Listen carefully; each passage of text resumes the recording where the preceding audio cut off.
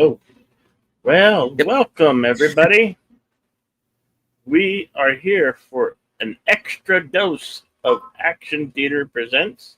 Today's feature is the 1961 war classic, Guns of the Navarone,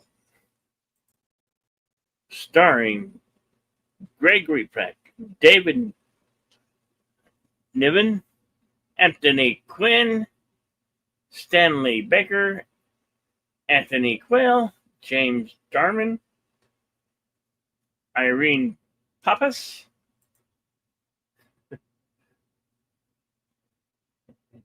Gayla Skalaka. I don't know if that. I don't know. Pronounce that one right. James Robertson, Richard Harris. Who's the late Richard Harris? Carl, and produced by Carl. Directed by Jay Thompson.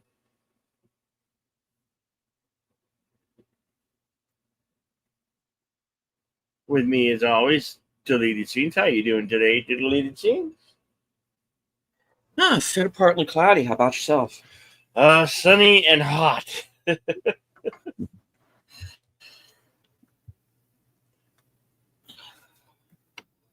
All right.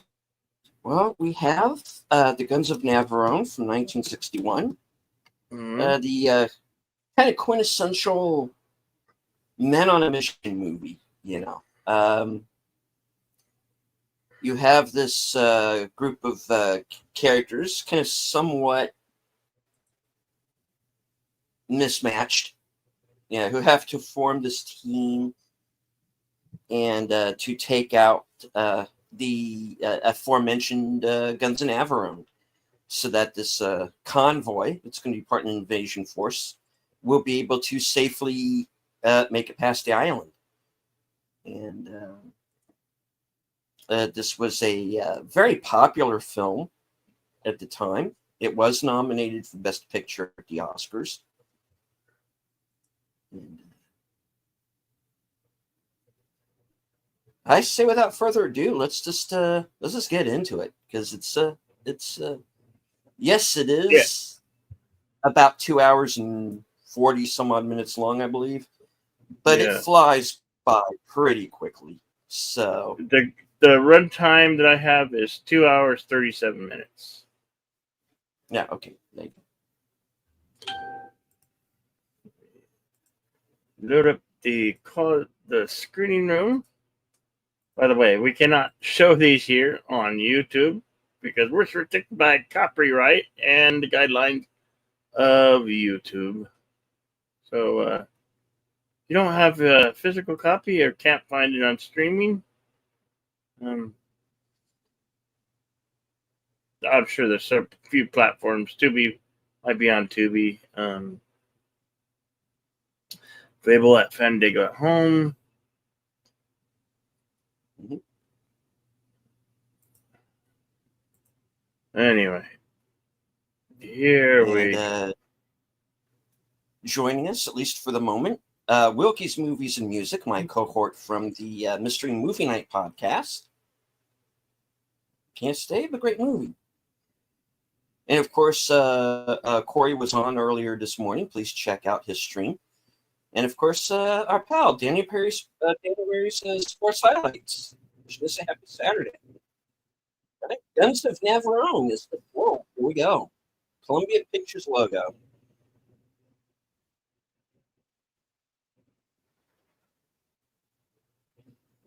Makers of the film wish to thank the Admiralty and the War Office for their most generous advice and assistance. At the same time, they wish to acknowledge a special debt of gratitude to the Royal Hellenic Navy, Army, Navy, and Air Force, to many other departments of the Greek government, and to the Greek people for their unstinting aid, cooperation, hospitality, and friendship throughout those aspects of the production in Greece.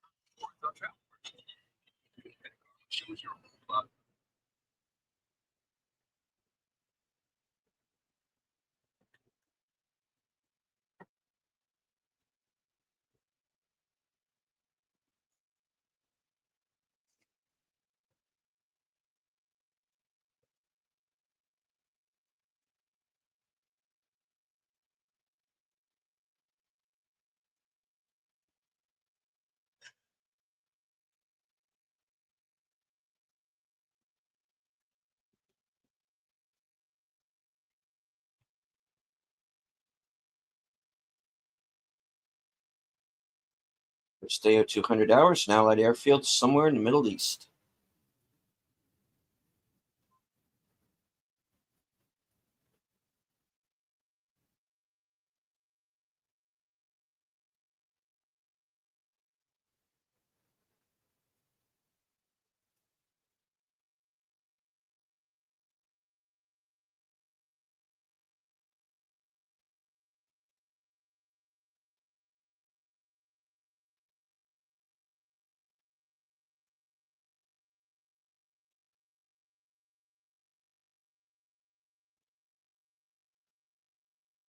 I still remember that this got a reference in Pulp Fiction.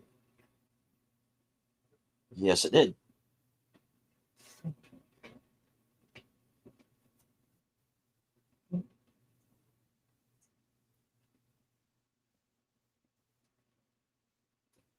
And of course, Gregory Peck is the leader of the team, Mallory.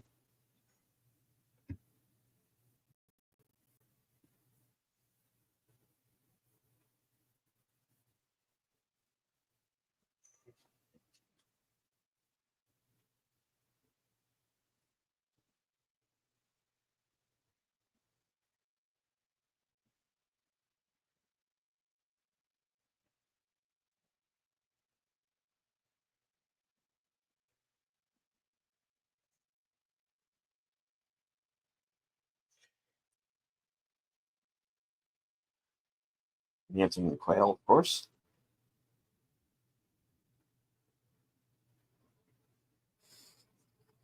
And here's where we get the Richard Harris cameo.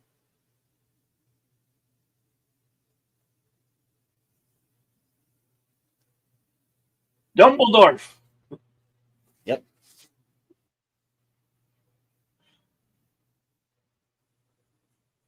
Mm.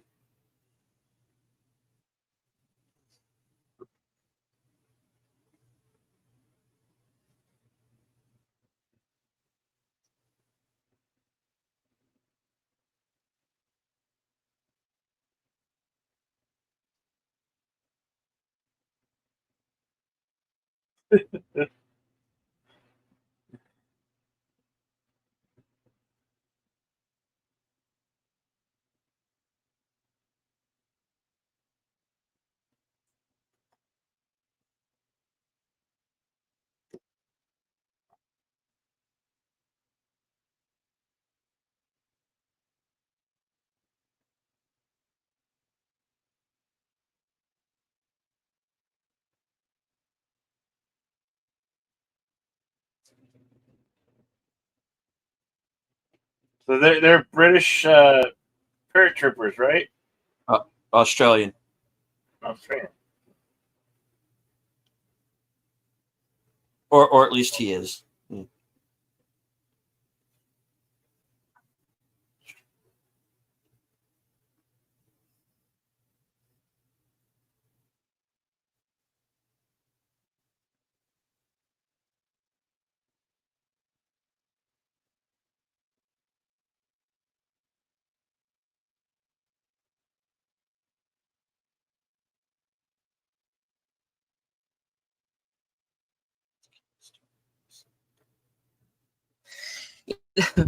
There was at one point a television version of this where they cut out all of the bloodies I can, because yeah. I can It's another imagine. way of saying, yeah.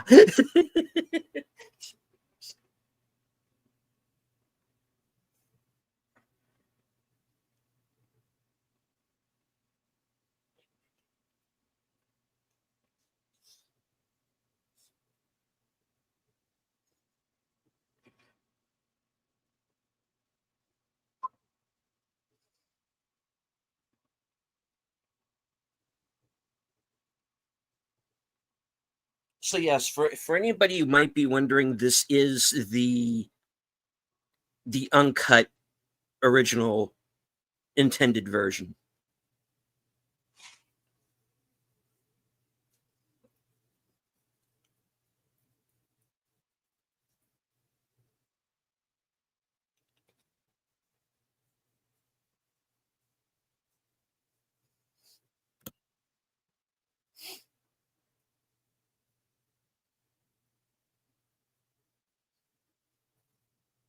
We vastly away with a timestamp of 10 minutes 40 seconds.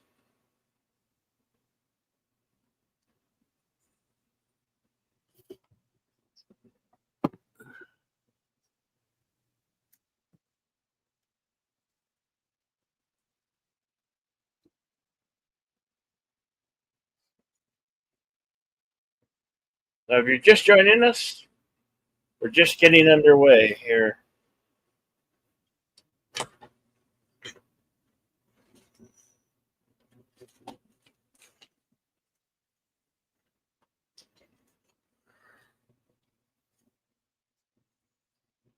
Hail, Curtis Shelby! Hail, the tired midnight blogger!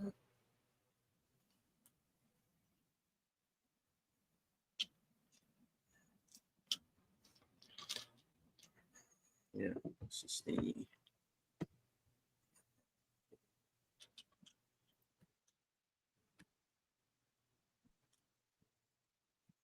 hello to the tired midnight blogger, the voice of Northern Oklahoma, Curtis Selby.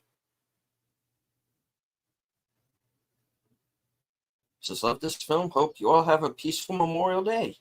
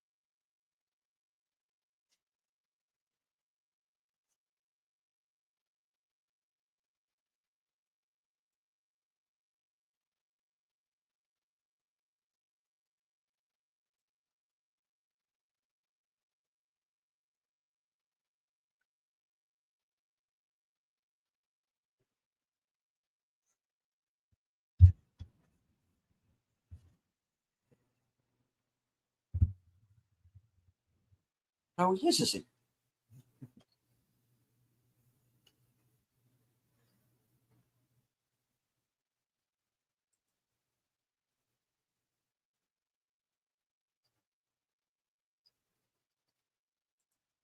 Wasn't this at least partially based off of a true story? I've heard that, and I'm sure some of it is.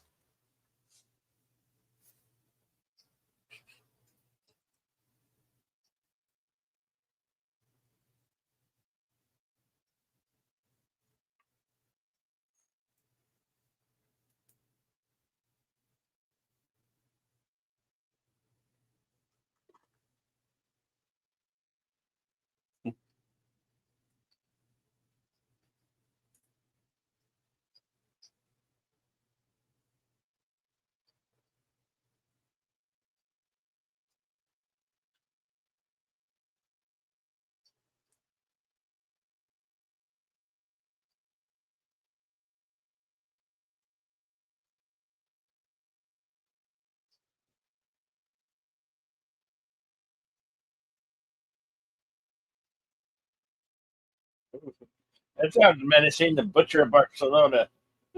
Yeah. The Butcher of Barcelona.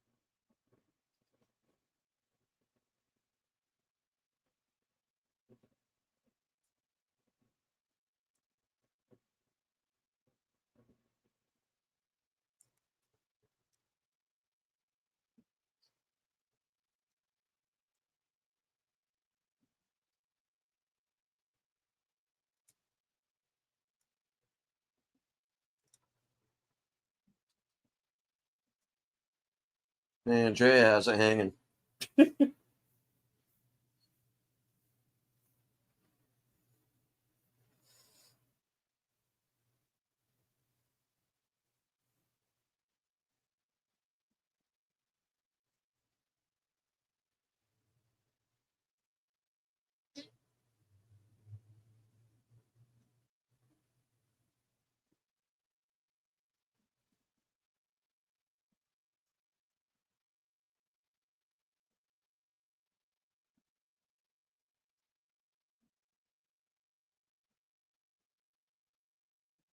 That's it.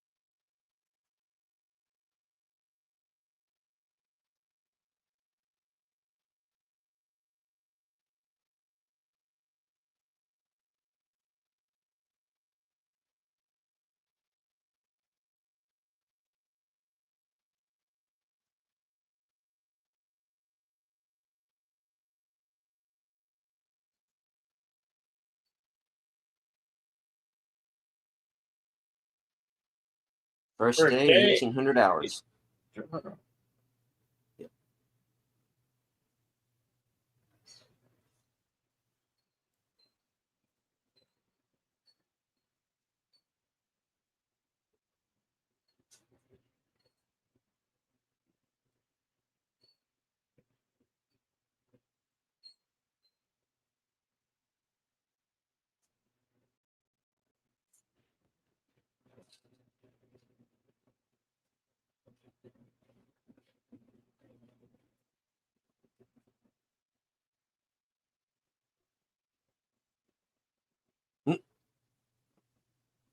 This is this has got strong similarities to League of Ungentlemanly Warfare. Yeah, it kind of is. Yeah. It's got the It's got same that, vibe and look. Yeah.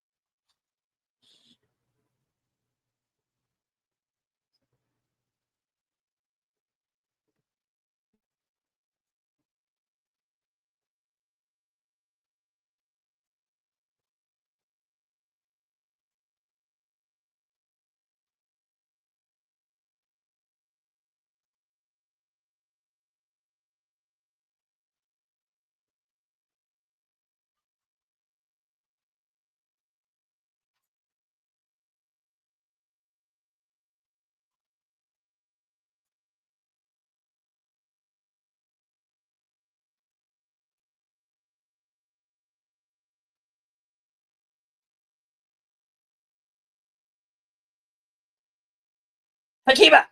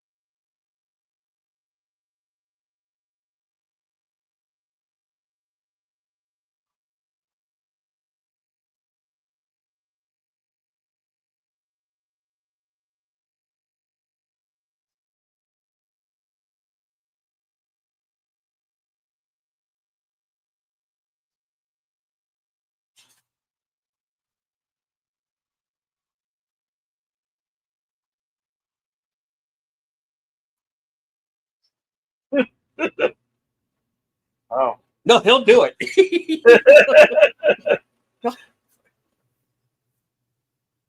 Shoot This is the not effing around crew, guys.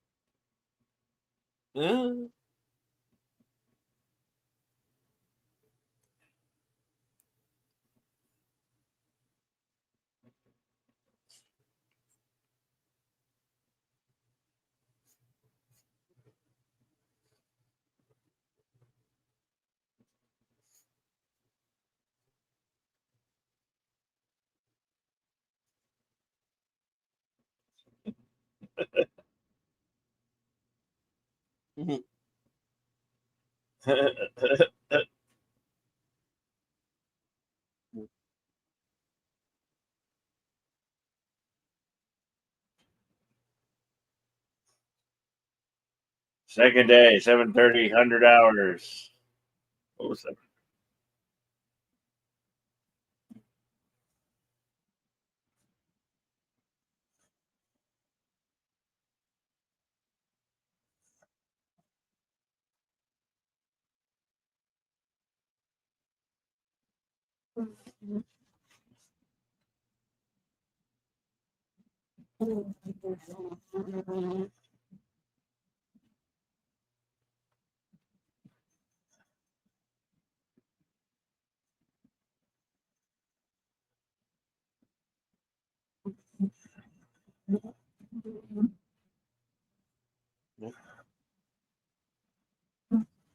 They don't have 36 hours, and a piece of junk is exactly what they're looking for. Yeah.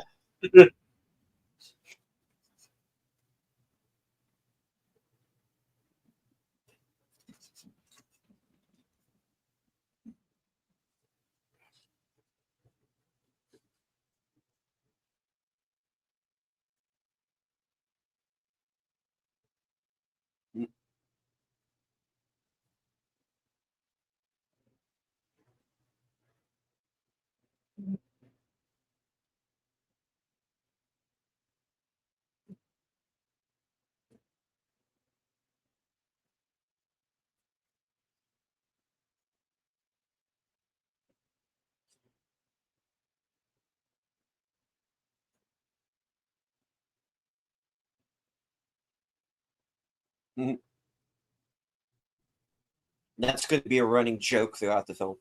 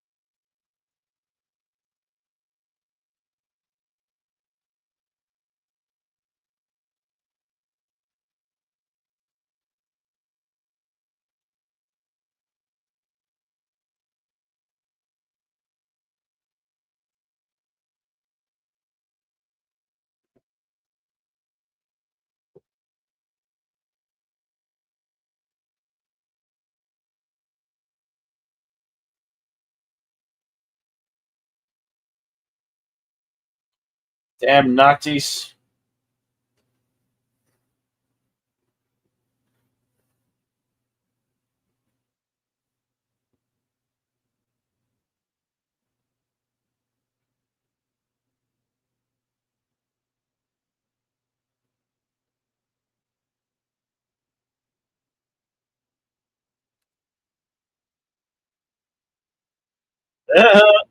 Ah, there you go.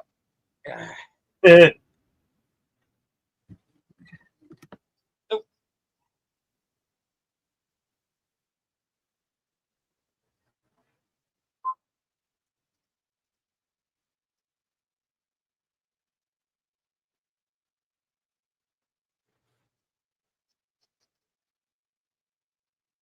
oh,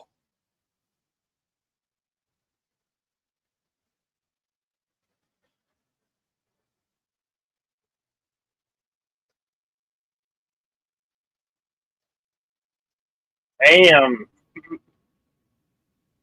well, so much for quiet. Yeah.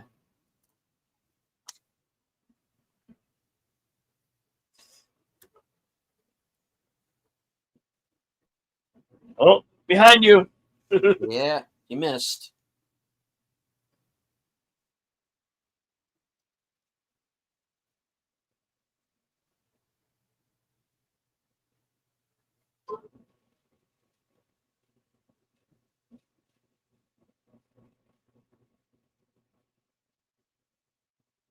You screwed up, Mr. Butcher of Barcelona.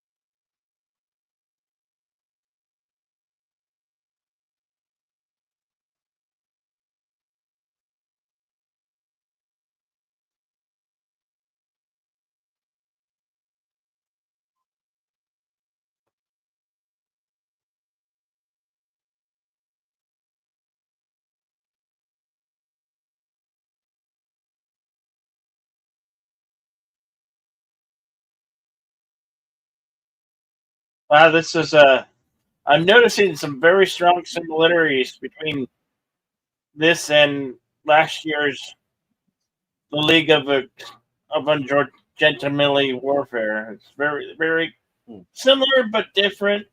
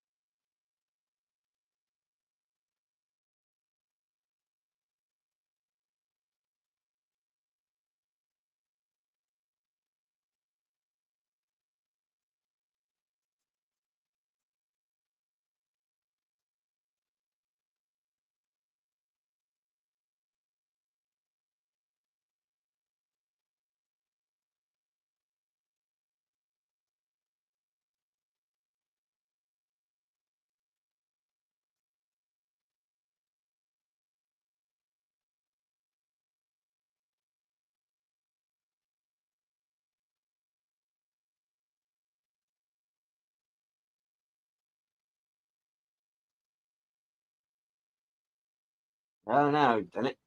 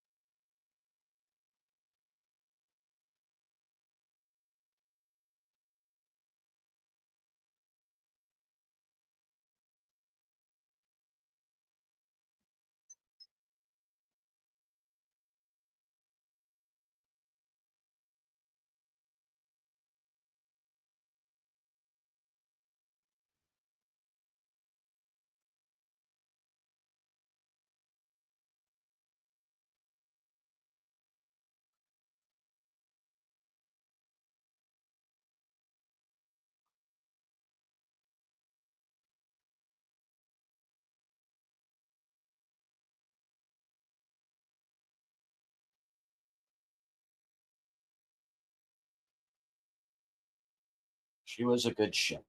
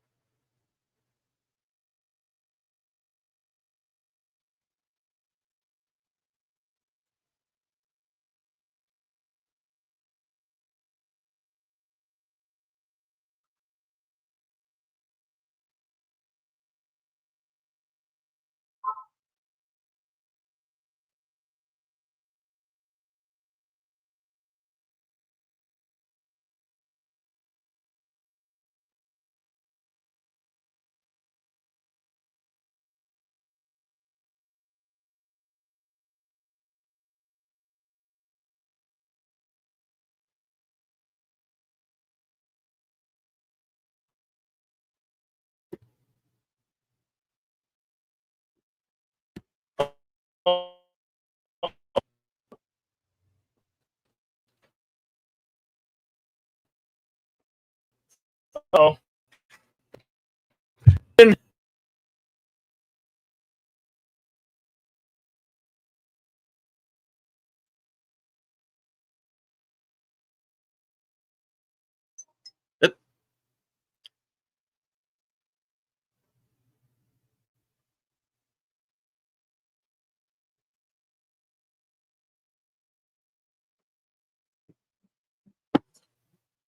It looks like we have momentarily lost Cosme, folks. Don't worry, we will have that up and running very shortly.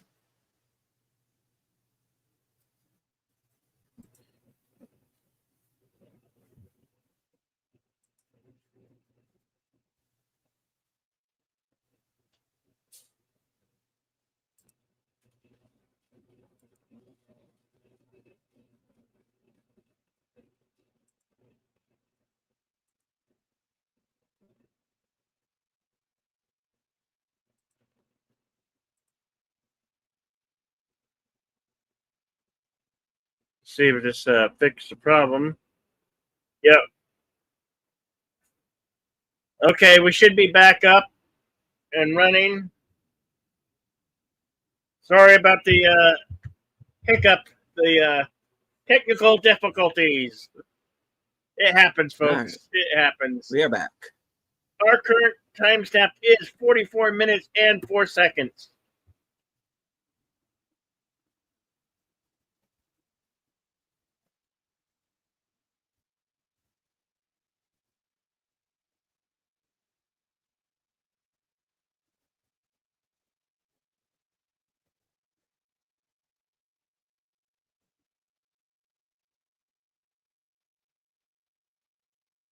Hail to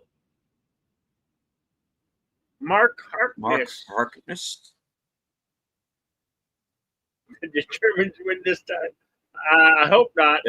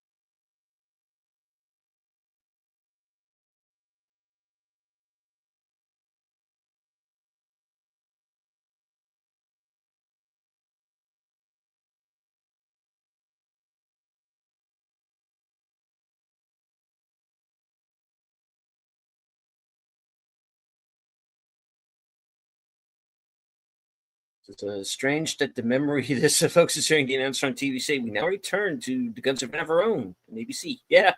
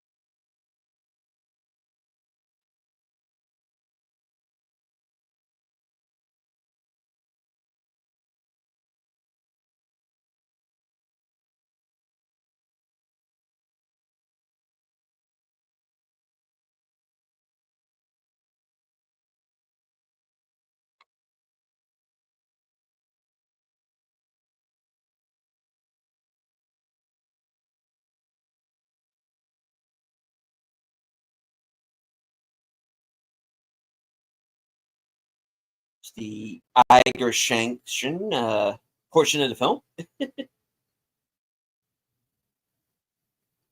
Another good movie, which we're probably Yeah, gonna I have guess to so. do down the line. Yeah.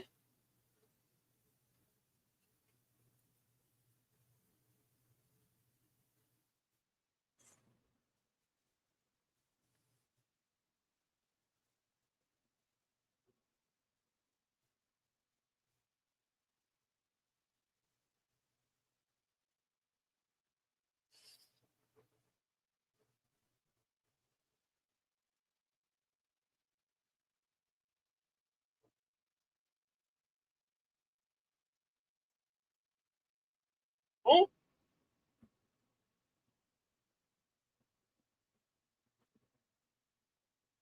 you go, we go. I got you. You're breaking my arm, but I got you. Put a little effort in it. Mhm.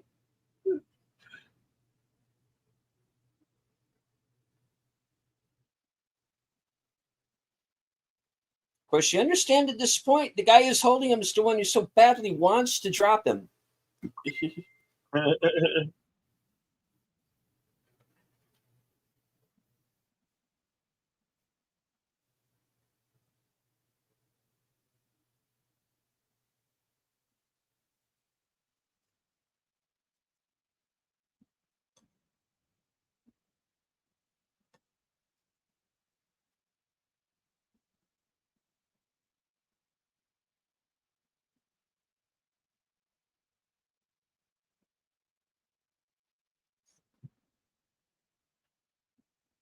right.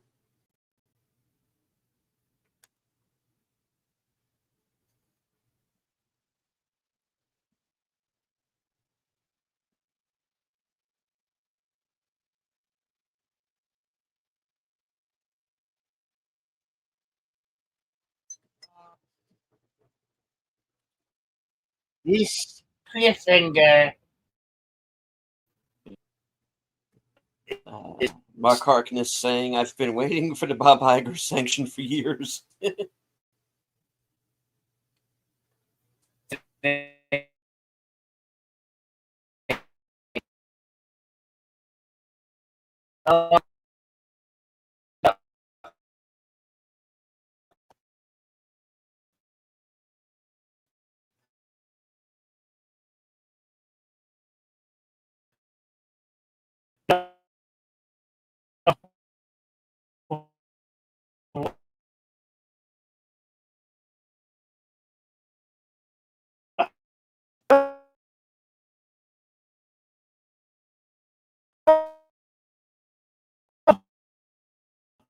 Difficulties. Oh, wait a minute. Did it start playing on your guys' end? Because it did on mine. Let me know. It got hung up for a moment, but it looks like we're back. So let me know if it's working.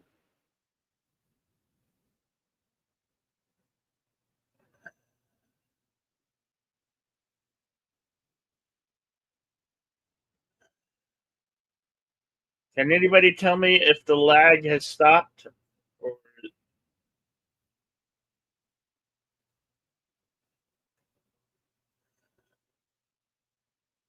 Uh, deleted scenes. Can you see if if is it the Sorry, I lag? was muted. Yeah. It looks like it has frozen on. Did it come back? Because it Oh, it's came back quiet for here. me. All right, let me refresh.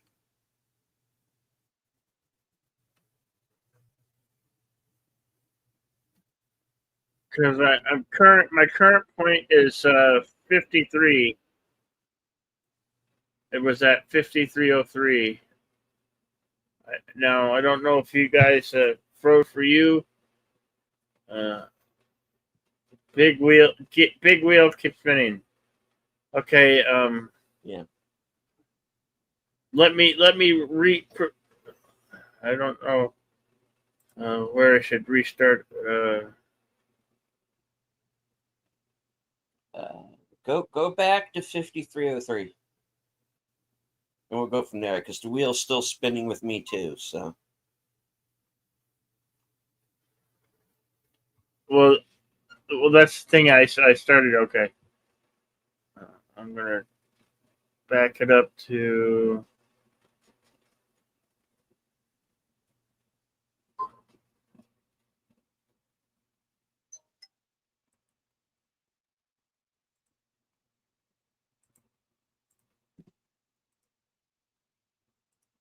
All right.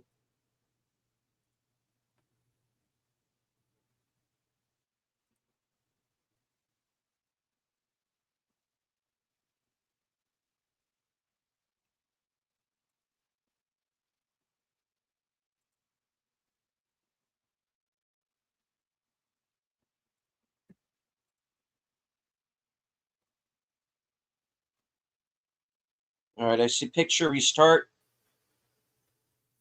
All right, I think I'm good, Bill. Okay. Now I backed it up just a little bit where I'm at 51, 54 because I don't know how much lag you guys experienced. I think I just might be having network issues on my network. I'm sorry, folks. Sometimes the It's all right. internet is kind of wonky.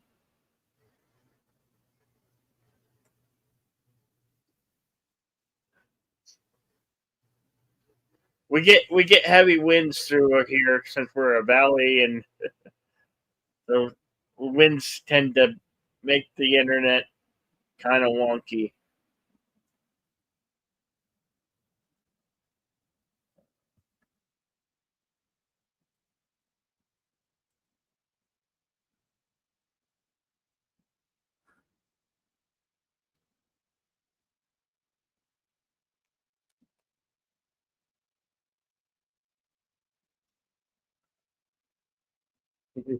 Yes, yes. They,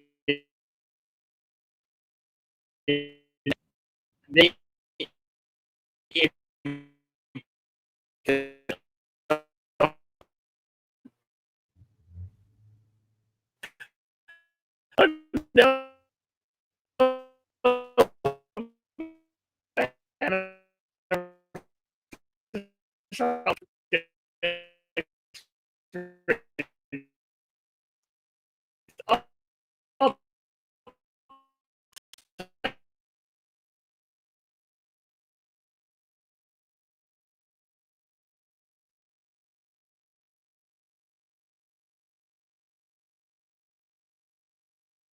Yeah, you were roboting on my end there, Bill.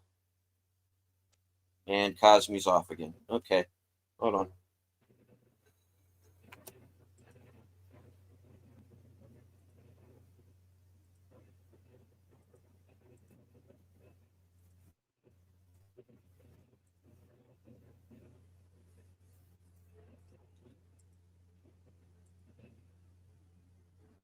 All right.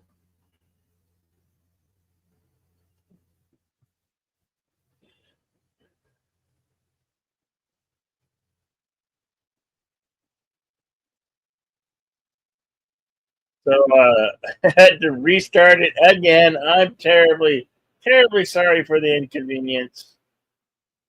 Technical difficulties do happen, and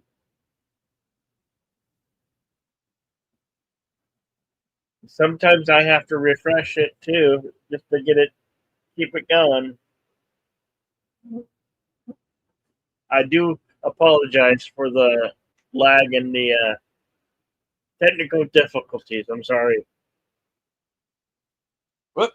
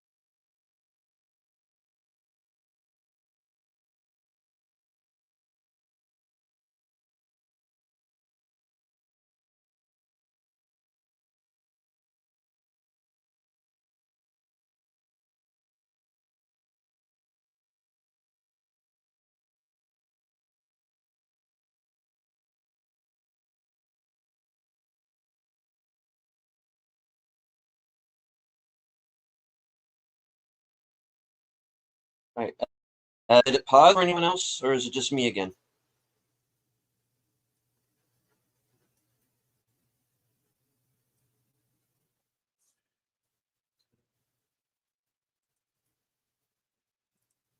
Okay.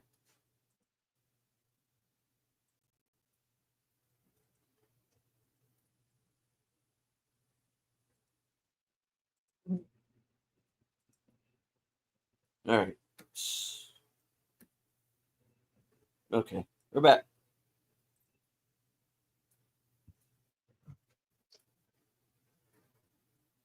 Yeah, that wasn't suspicious or anything. Yeah. Alarm! Alarm! Oh, Um, oh shit! I think they're onto us.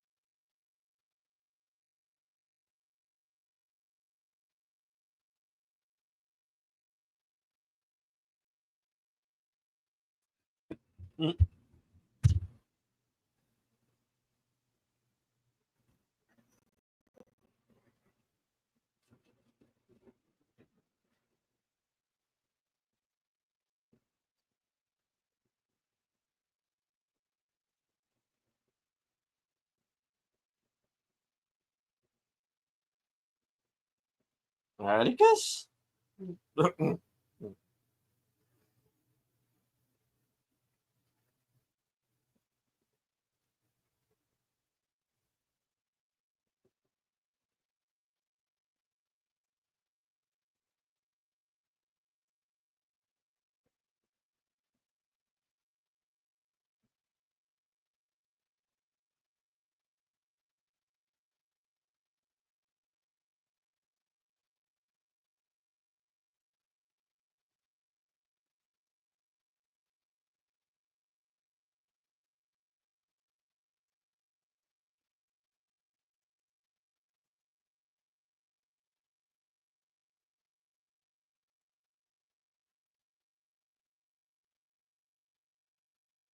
Third Third day, no day, 9:30 9:30. hours.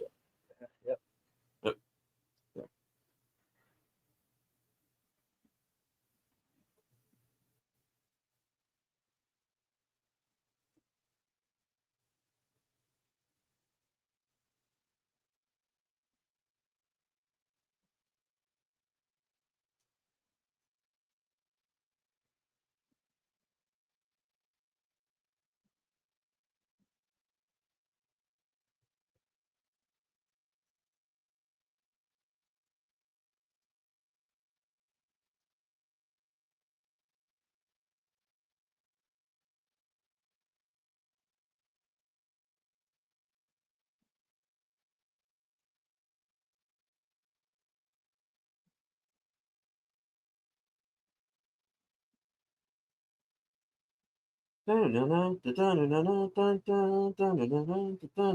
Sorry.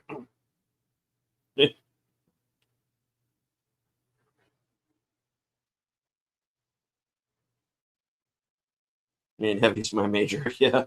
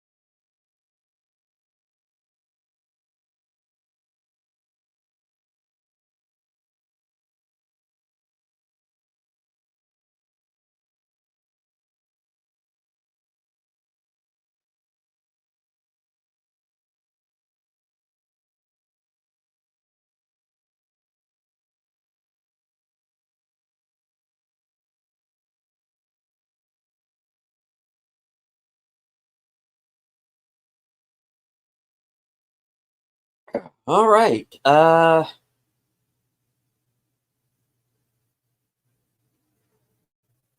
It seems that we have at least temporarily lost Bill. He's probably refreshing.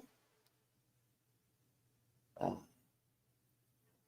I'm doing the same in Cosme, so please bear with us until we get this situation here straightened out.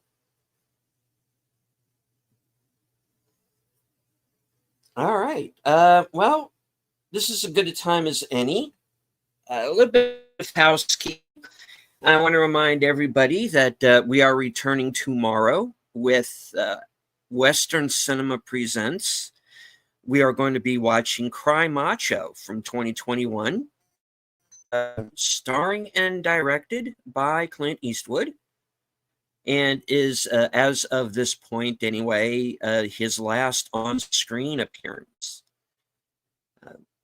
I do want to remind everyone, later that evening, my show, Unscripted, will air on my channel at 8 p.m.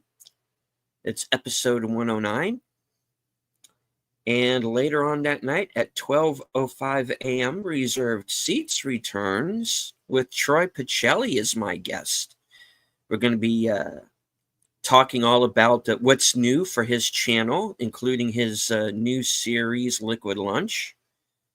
We're going to be discussing Evenks versus StreamYard and why Rumble might be the way of the future. So stay tuned for that.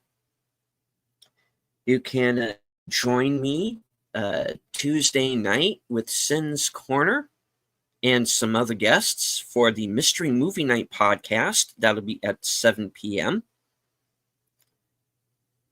No guesses yet. All I know is it is a horror film. That's all I know. Of course, right after that at 8:30, I'll be joined once again by Troy Pacelli, along with Netters Network and Aged Boomer, for Live from Sparkwood and 21, which is our Twin Peaks retrospective series. And that has now also become a retrospective of David Lynch's career in total. So got a couple of ideas about what we're going to do. Waiting to hear back from the rest of the team. And once we've decided, we'll let you know. Let's see. That brings me on over to Thursday for, again, Action Theater at its regular time, which is Thursdays at 4:30. All right. Bill is back.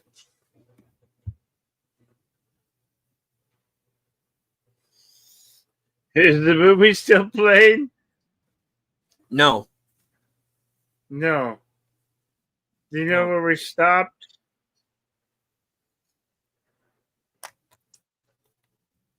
Let's see. Where are we? Why don't we take it back? Let me look real quick.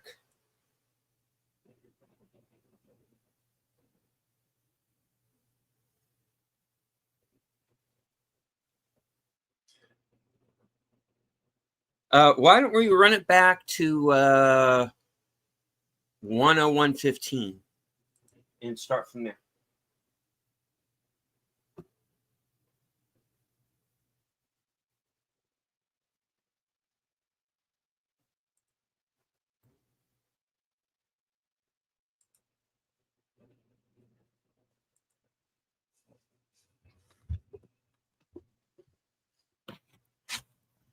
Okay.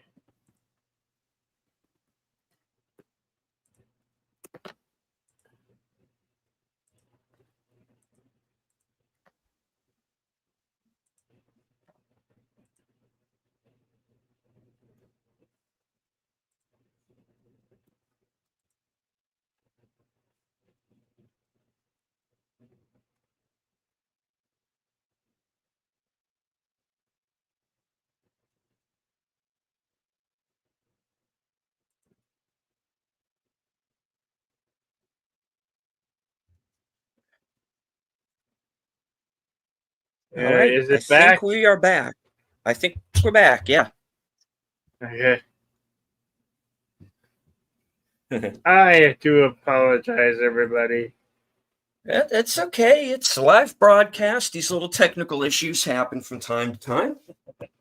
We appear to be back up and running now.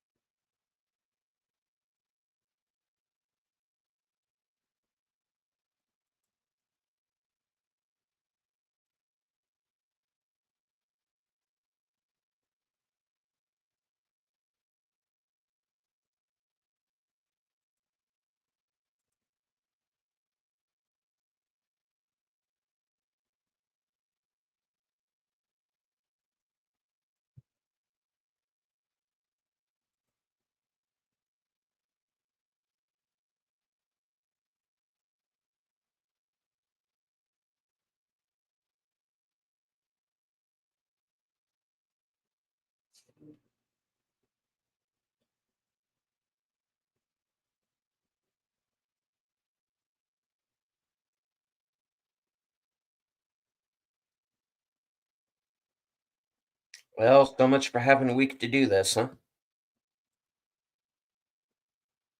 So my timestamp that I have is currently at 1:03:09.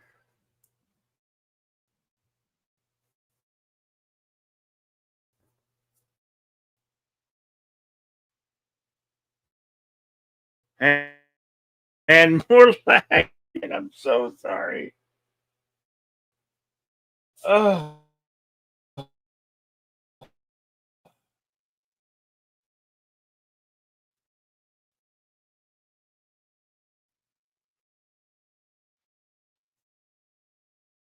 I am so, so sorry. This man, I don't know what to do. I've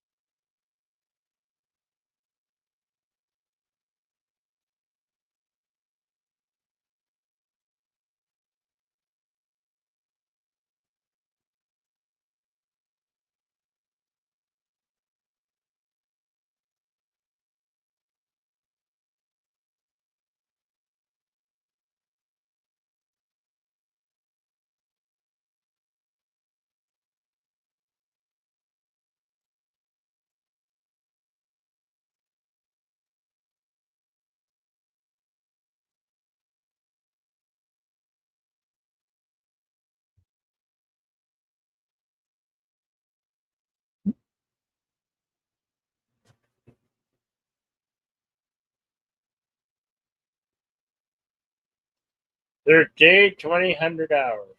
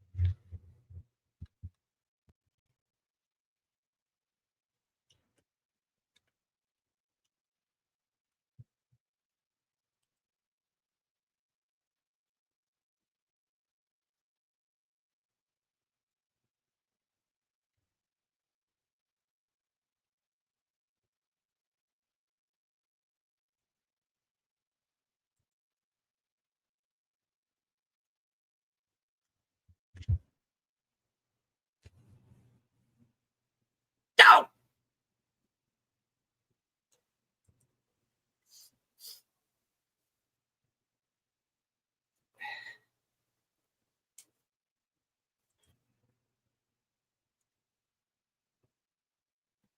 Ah, GS Scholar, right here on our very floor. Irene Pappas, of course.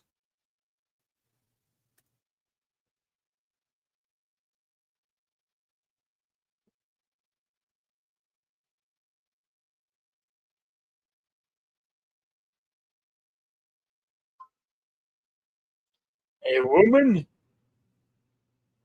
A feline? Yeah, this is a total sausage fest.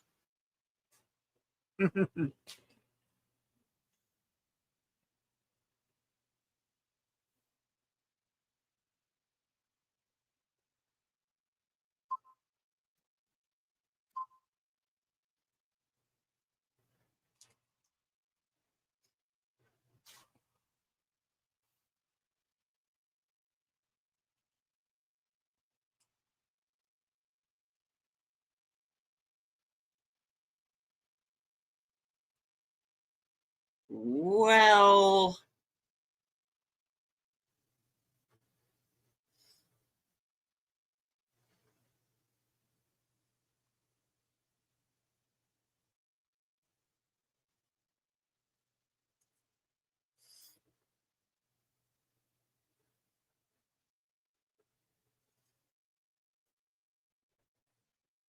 When she slapped it. it,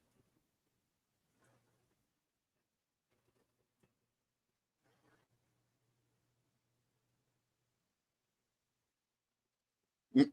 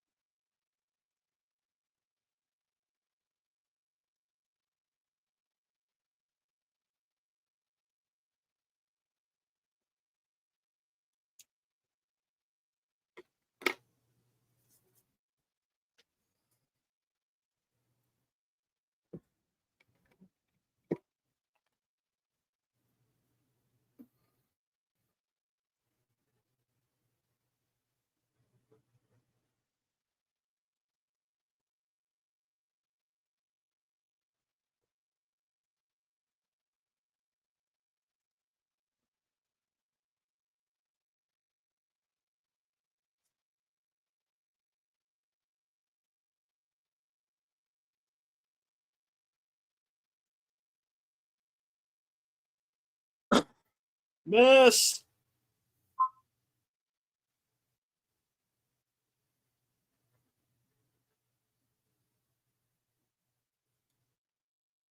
Fourth day, I wait 100 hours.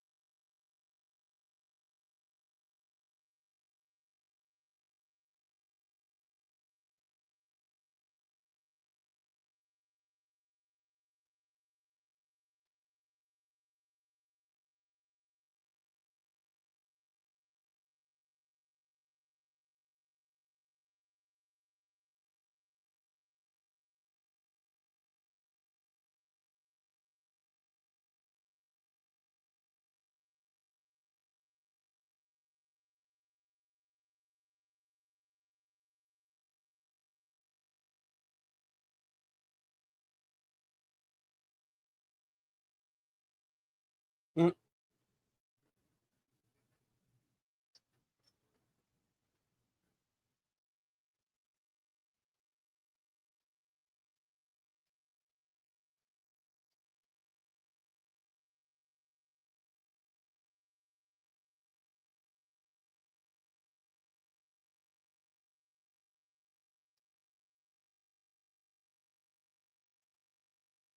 All right. And hello to Connie Cleary, Faithful Blue Rich, channel member, heard more of you too. We're watching the Guns of Navarone. We're about 80 minutes in.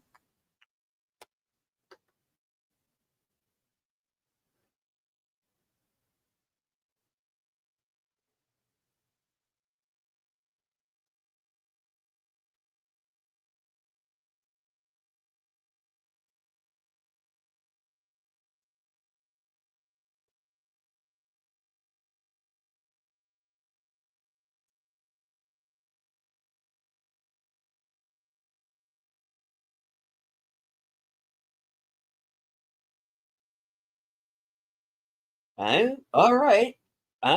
Okay.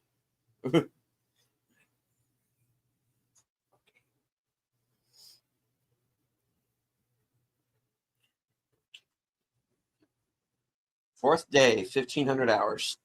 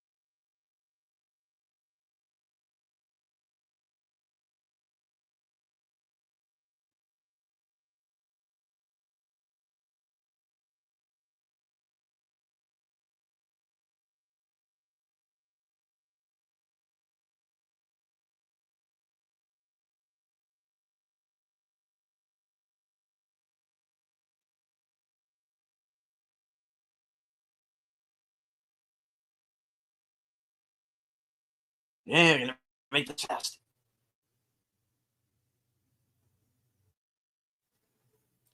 Oh shit.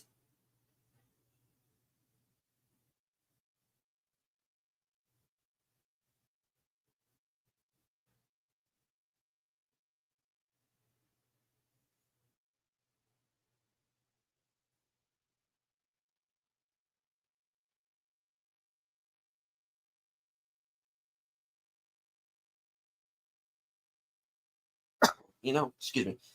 Well, there were, officers during the Civil War who were, of course, went without arms and legs at various times, who did rise in rank. It says, General, depends on how bad you want it. U.S. Navy had to pick a Lake Admiral in 1946. Yep. And there was General David Franks in Iraq. He had his leg blown off, Willard, and no. Yeah. So, yeah, it's possible.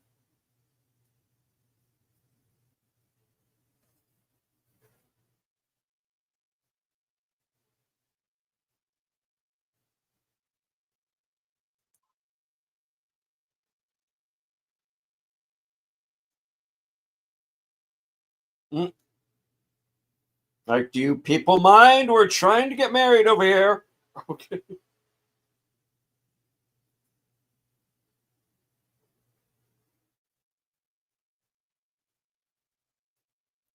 Wasn't that the same shot? Yes. Yeah. They cut a couple of corners in this sequence. I'm not going to lie.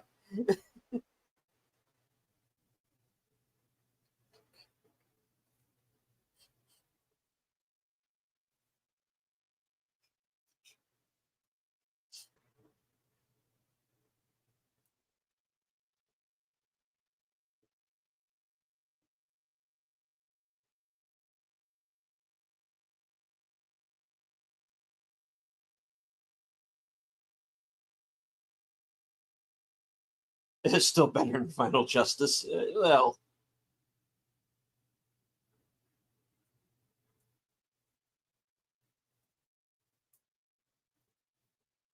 but of course, this movie had a budget. Final Justice didn't.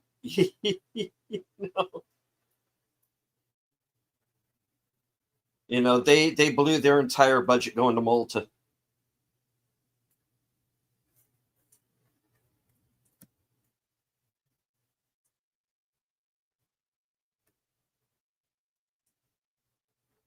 Yeah. If you think you can blow up massive Yahtzee guns, go ahead on. Yeah, Joe Don Baker would have had this cleared up already.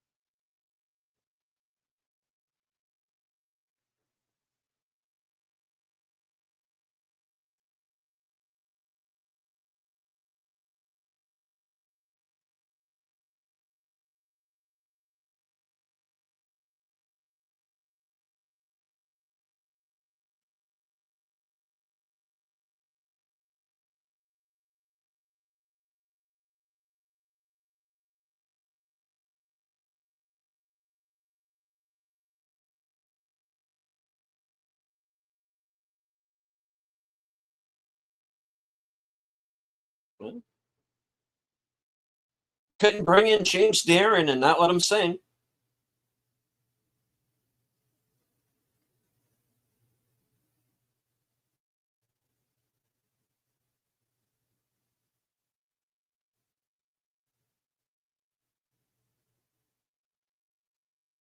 We represent the Lollipop League, the Lollipop League.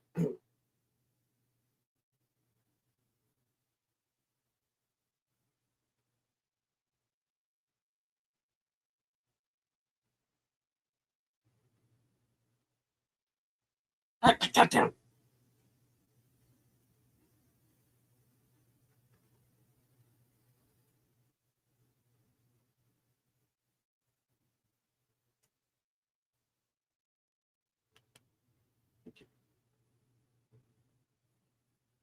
Fourth day, 2,100 hours.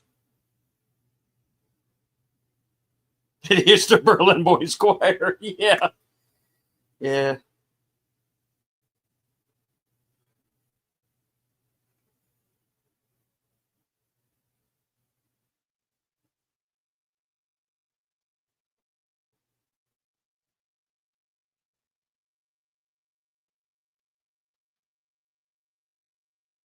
I put them in your underwear.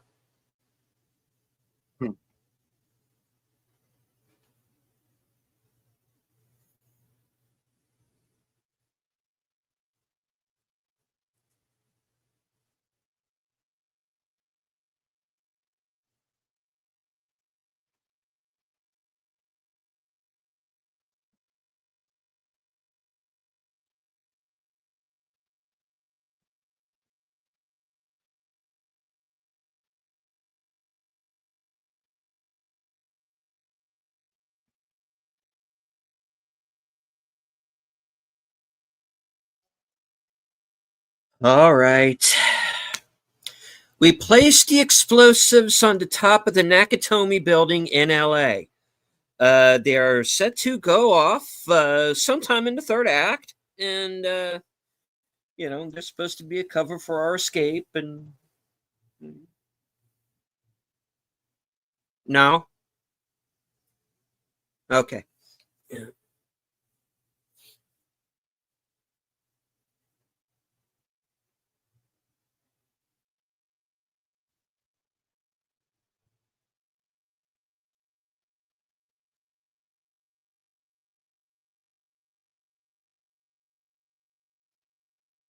No.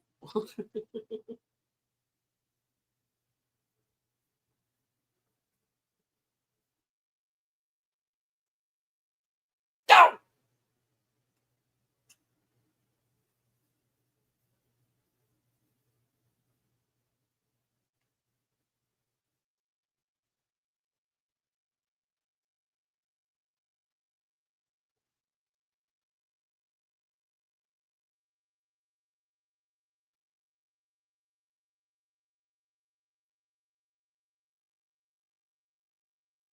Anybody in this movie freaking knock?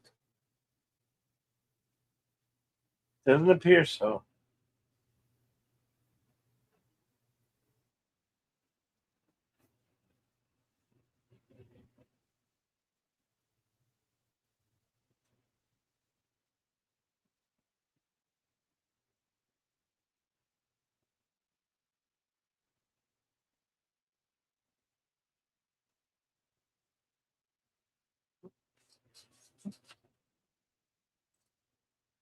I wouldn't advise doing that too many times, pal.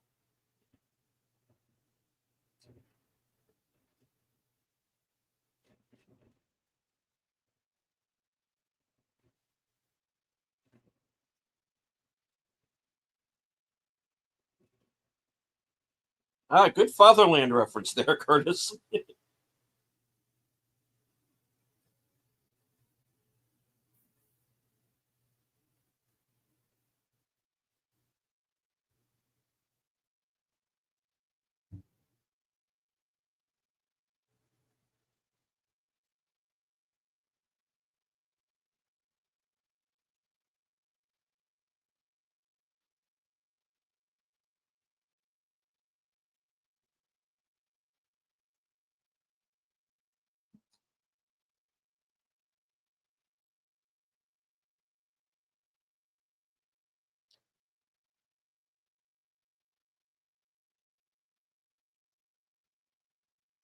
Okay. With the ascension in ranks here.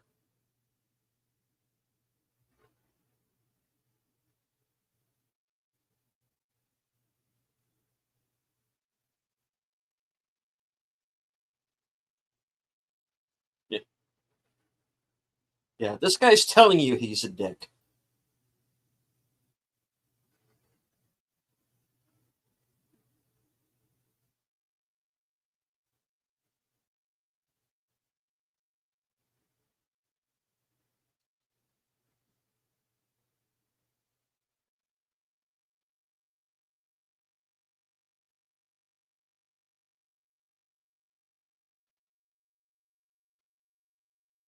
Hakiba!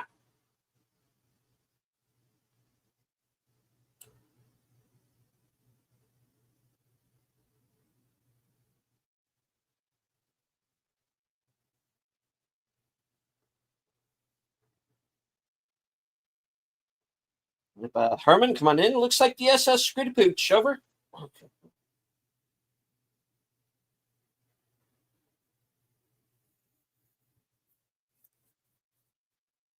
No, Curtis, I'd rather reckon you wouldn't.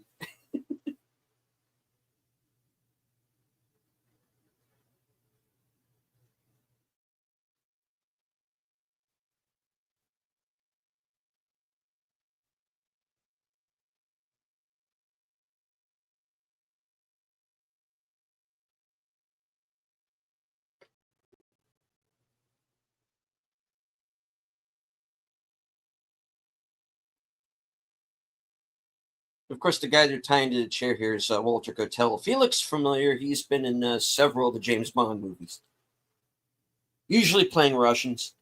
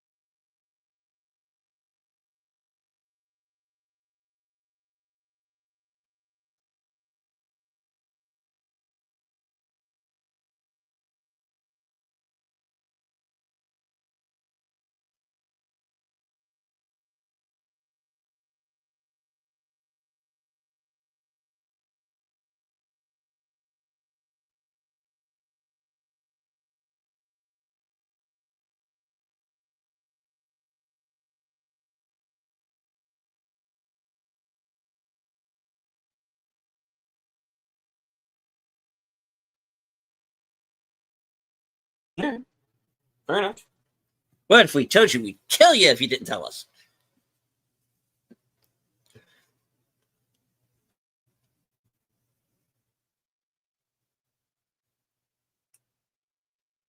All right.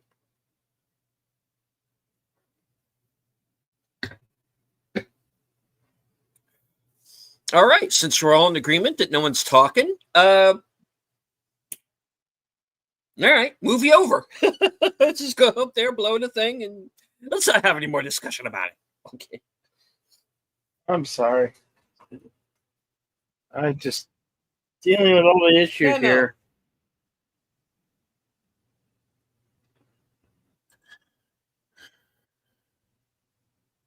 Current timestamp is 1 hour, 35 minutes, 35. Yep.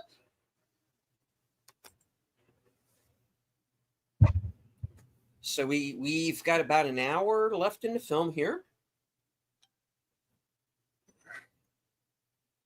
And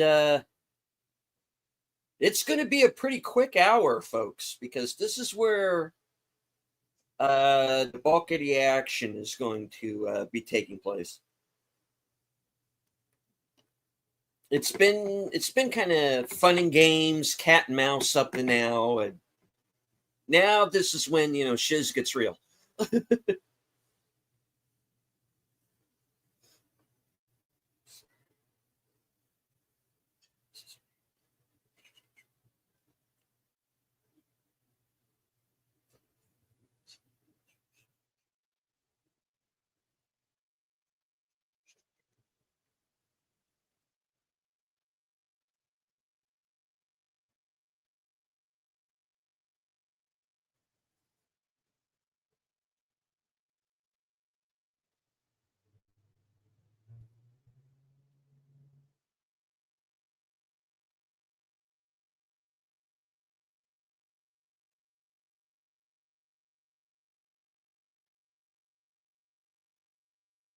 Go through them.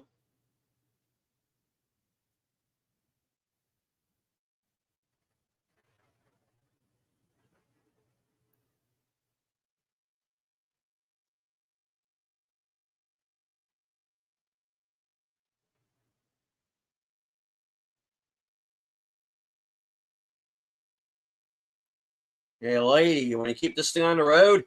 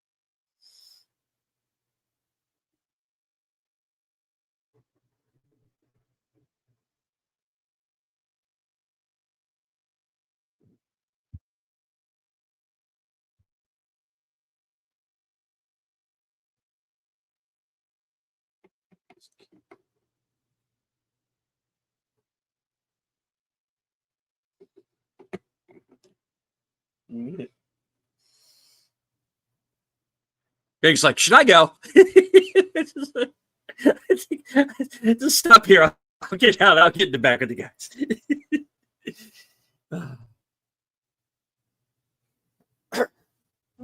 Excuse me.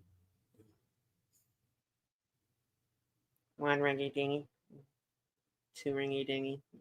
Three ringy dingy.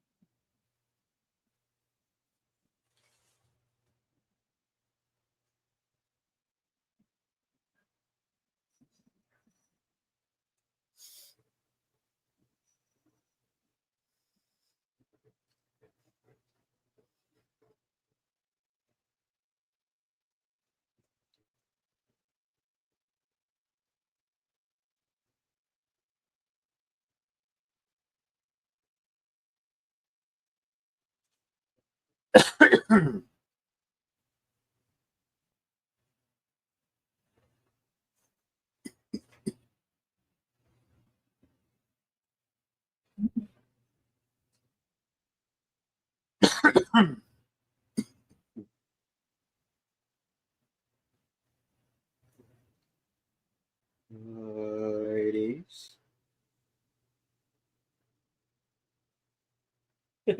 Just since this guy looks like James Bond. He's not canon, but yeah.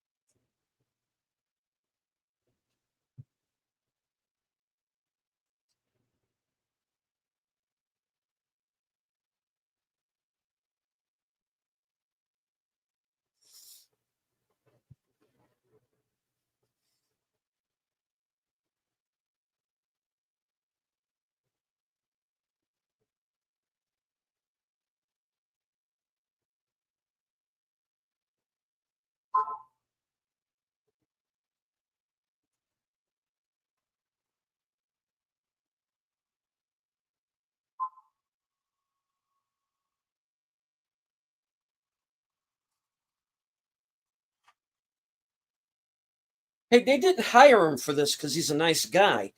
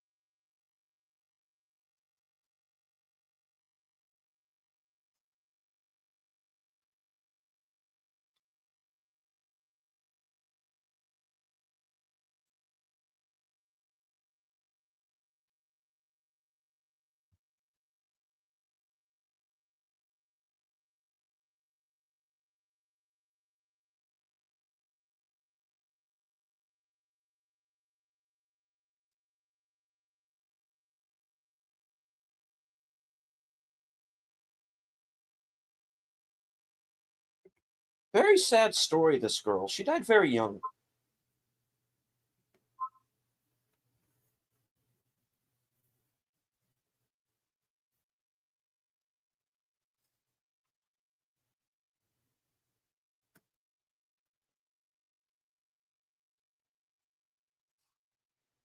All right.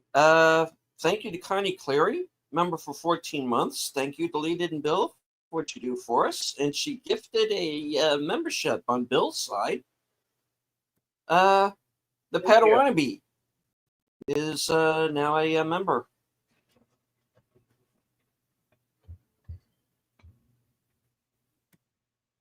The sequel to Kill a Mockingbird is harsh, yeah. Last day, 0630 hours. Yep.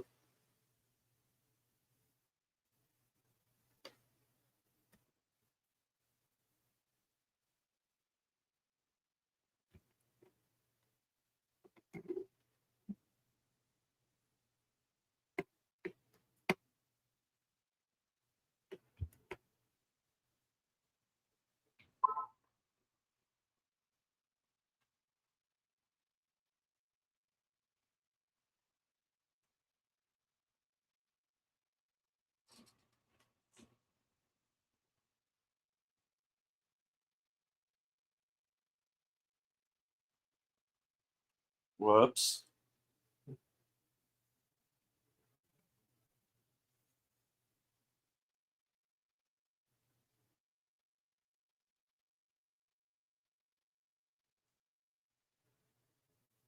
Of course, they were carrying napalm in the back of the truck.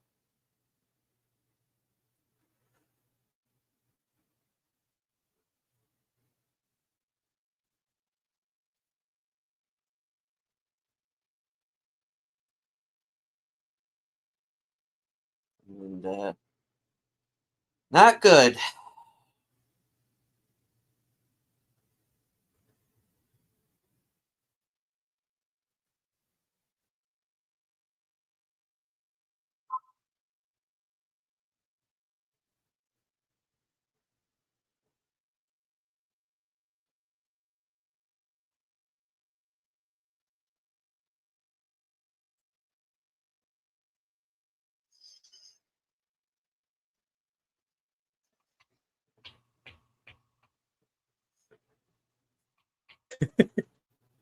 Yes, that was an early version of a Pinto there, Curtis.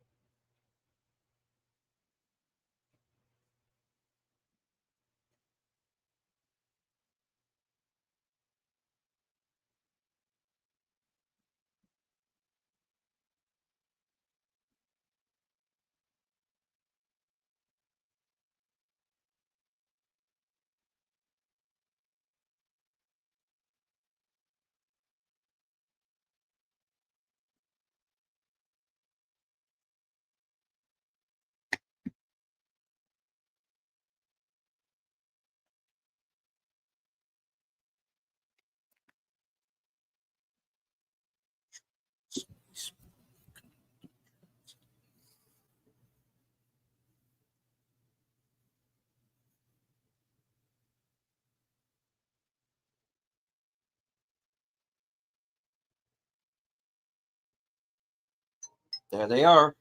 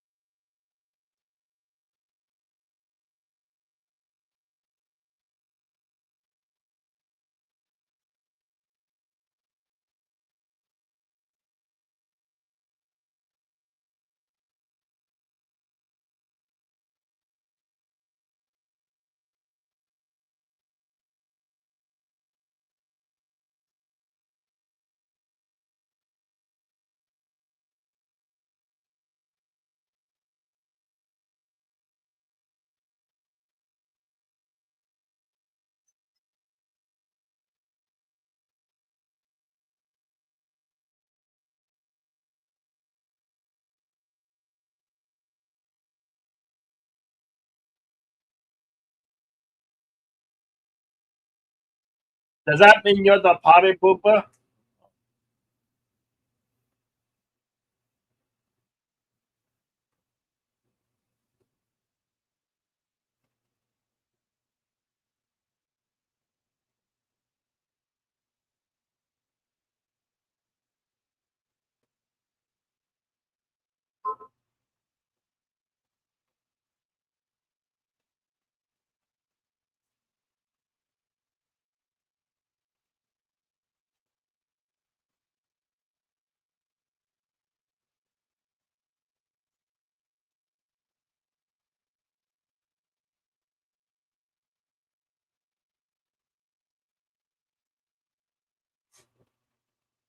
They've been sabotaged.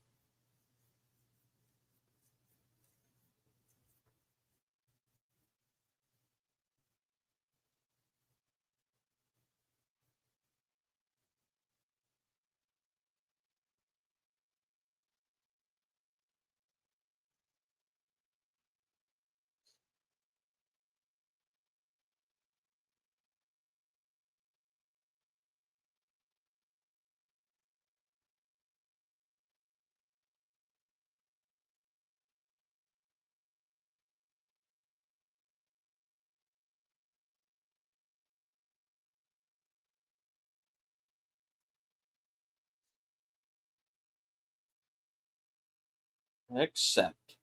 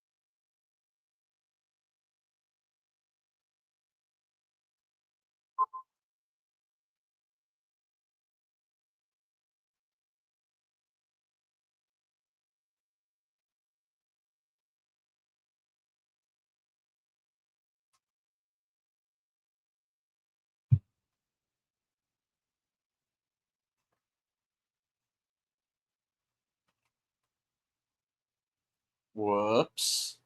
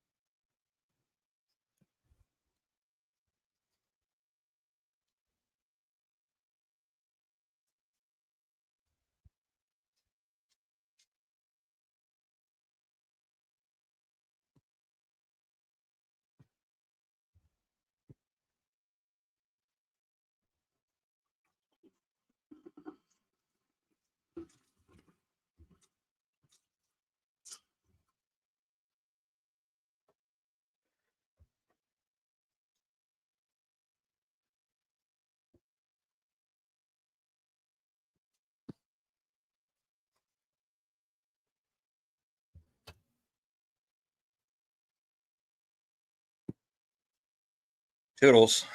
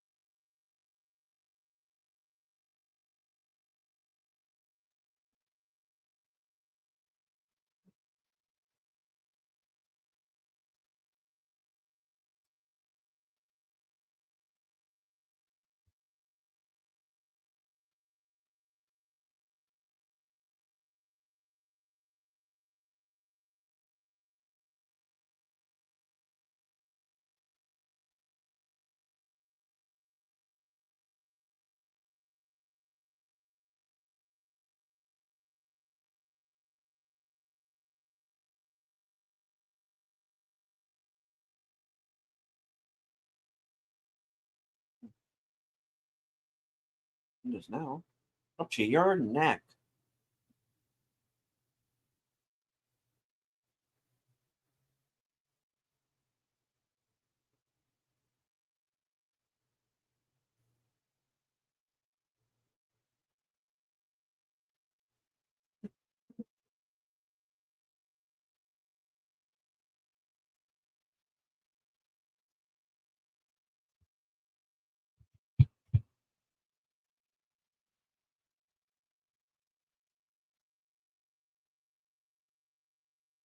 That's the customer thinks.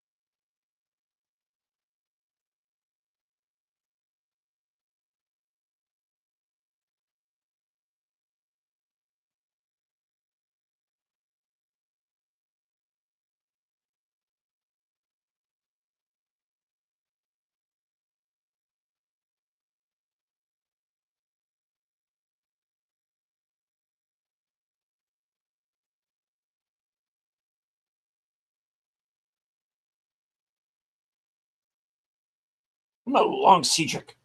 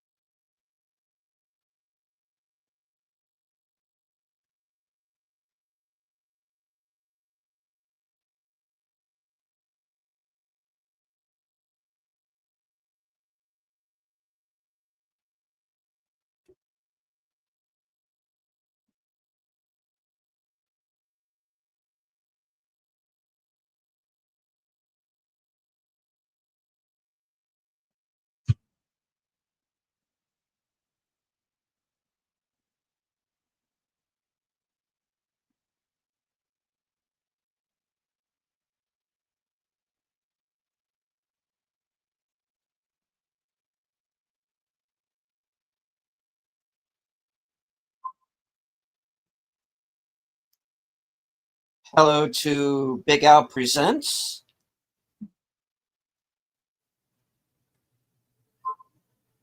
Hey, Big Al.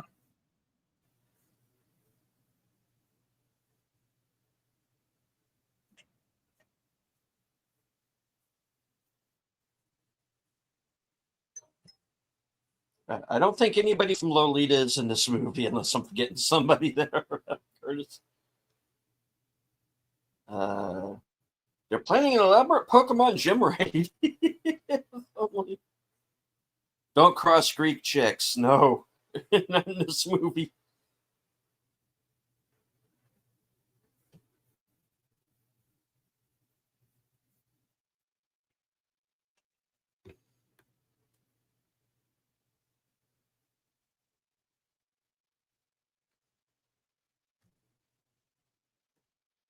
No. That was James Mason. That was in Lolita.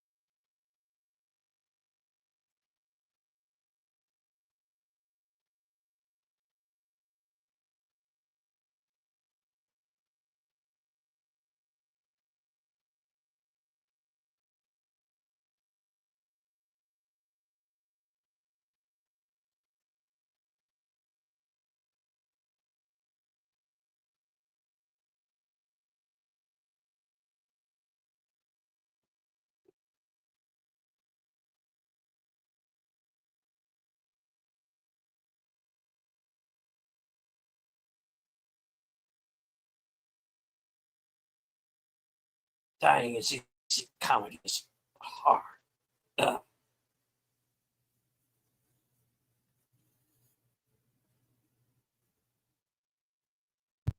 Ugh.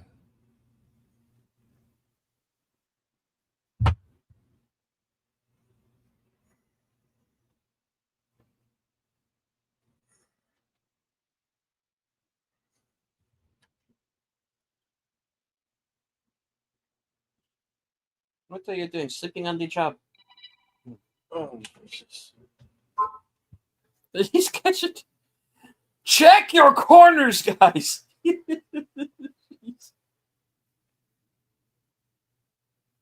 Yes, thank you and welcome to No Peripheral Vision Theater.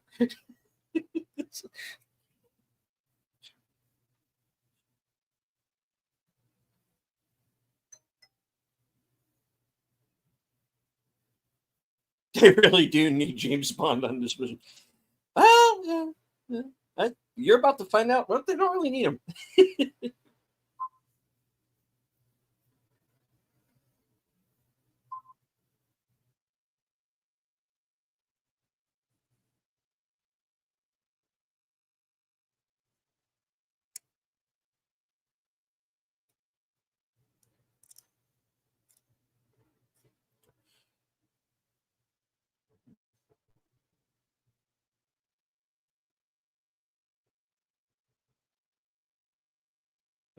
Curtis's little known fact that the Yazidis preferred troops with bad peripheral vision. Yeah. Well, it worked. Okay.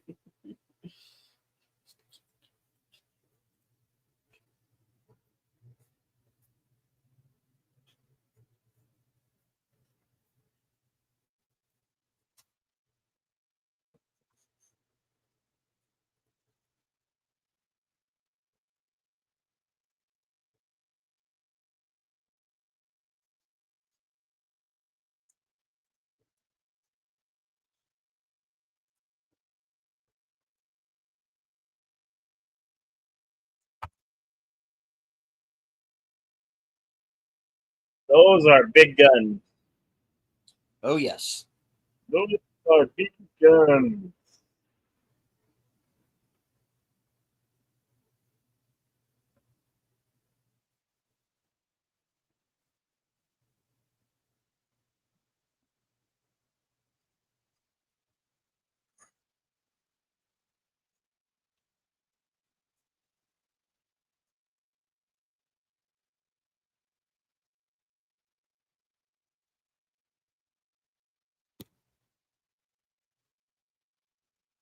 Really big guns.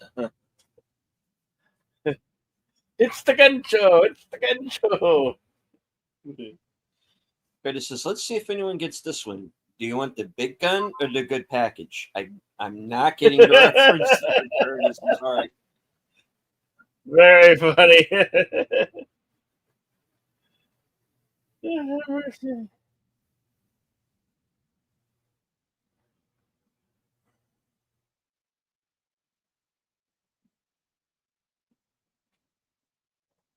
And of course, these are the guys who are waiting on the coast because they think that's where the attack's going to come from.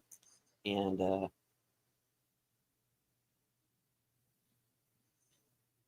now they know they've been played.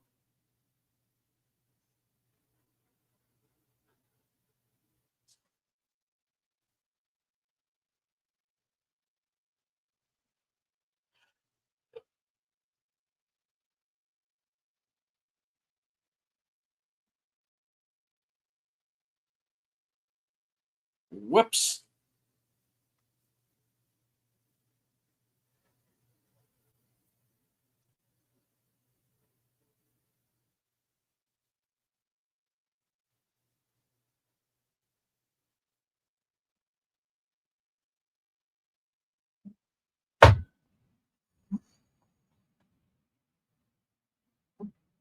Nope.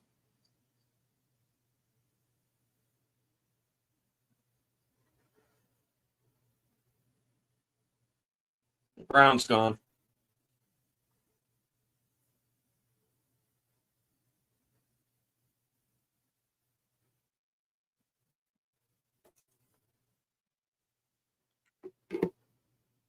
Grenade!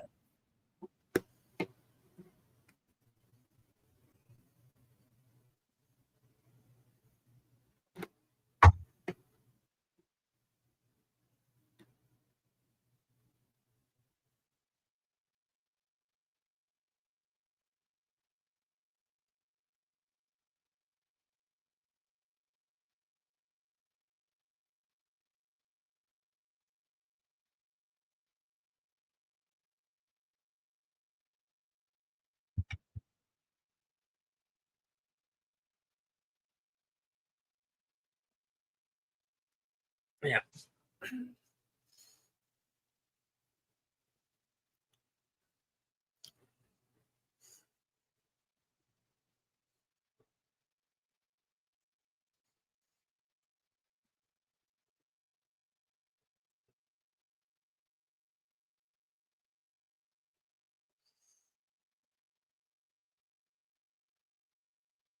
Yeah.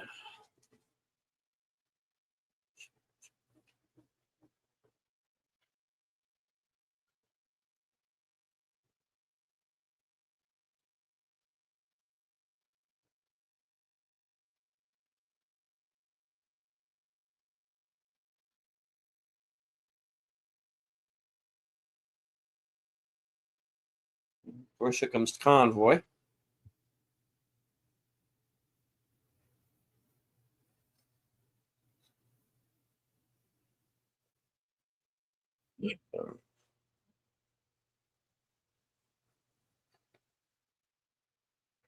Good luck. We're all counting on you. Yeah. Good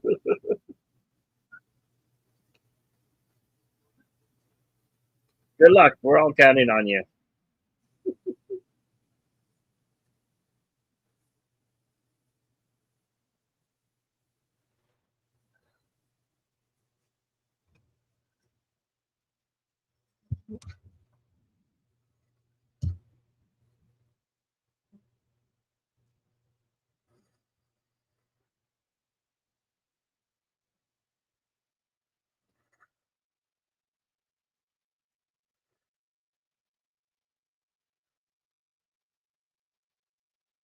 You see, I never actually saw that, Curtis.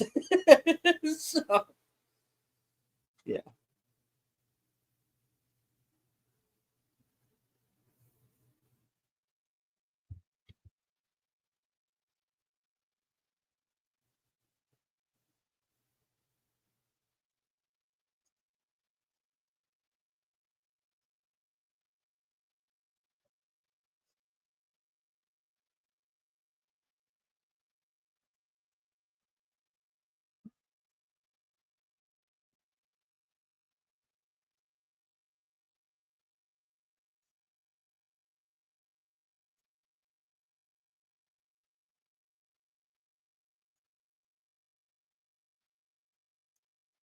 No, that's okay, Curtis. Gregory Peck plus David Niven equals James Mason. So, just saying.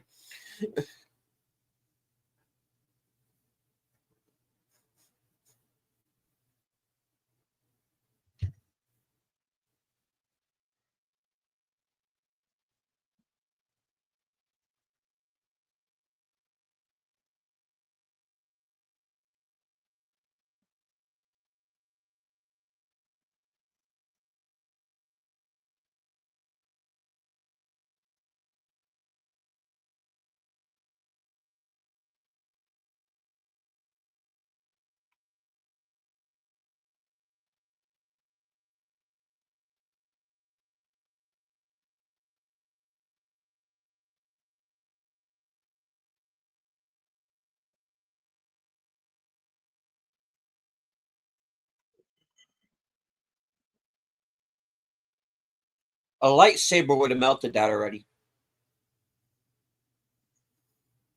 But yet, oddly, does it work when you run someone through?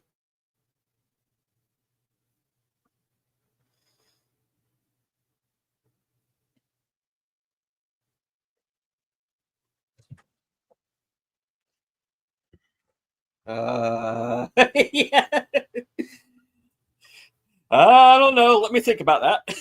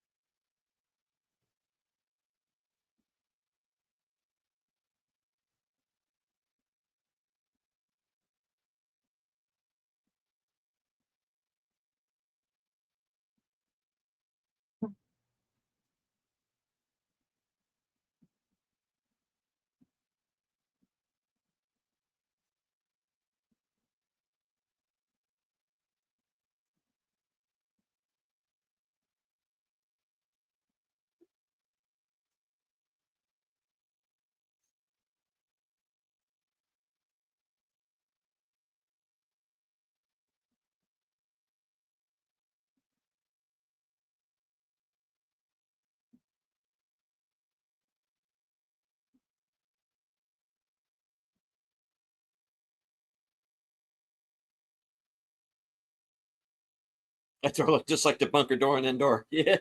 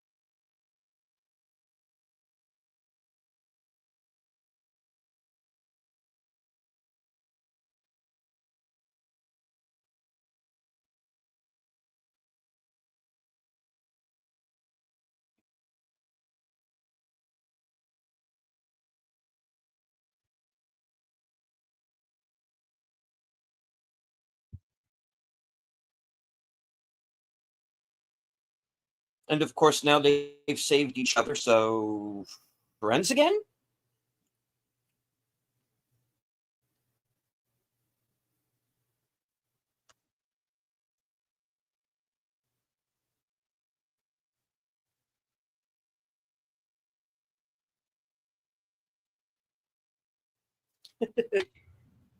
Where's the kaboom? There's supposed to be an earth shattering kaboom. Where did they get Monk as a radar tech? Yeah, this kind of look like him, man.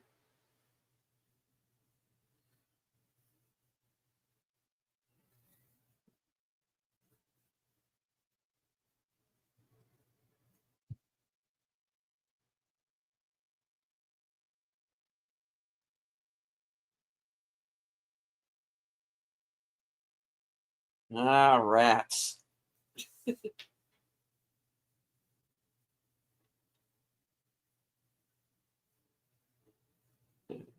Hey, Private Mueller, why don't you go and have that?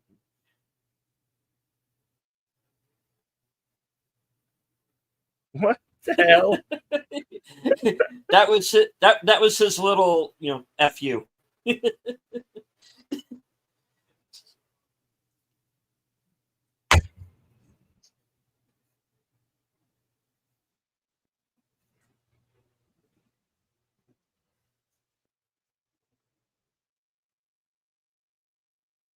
Oh no, they found explosives. Blow them up already. Well, they found that one.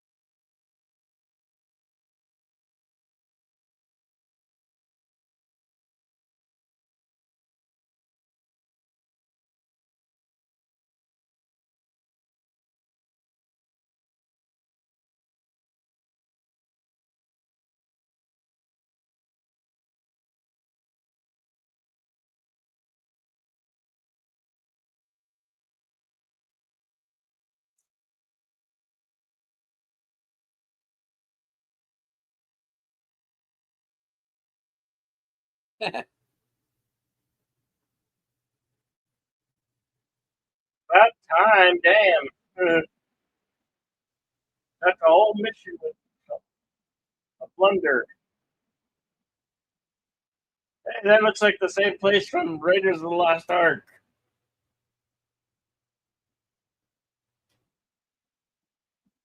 It is the island from Raiders of the Lost Ark. May have been, yeah.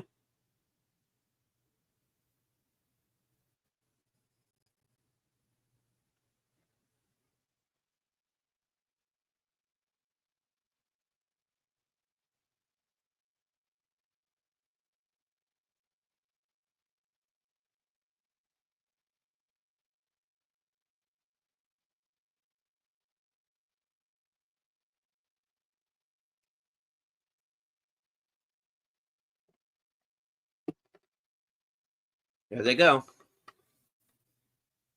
Yeah, yeah. What's up?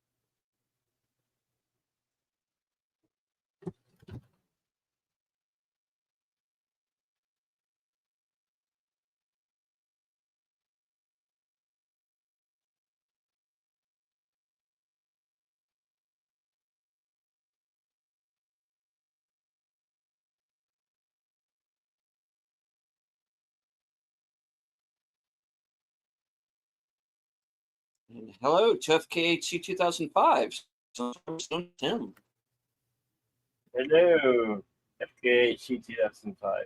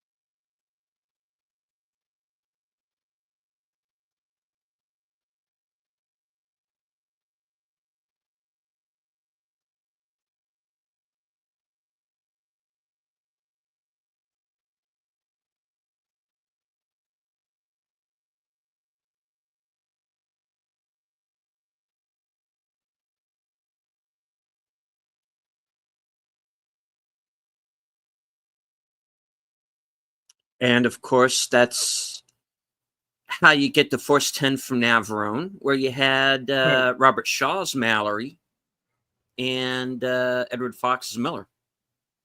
And of course, Harrison Ford. That, yeah, Curtis. Well, we got through it. Yeah. I'm sorry for all the Wow. difficulties.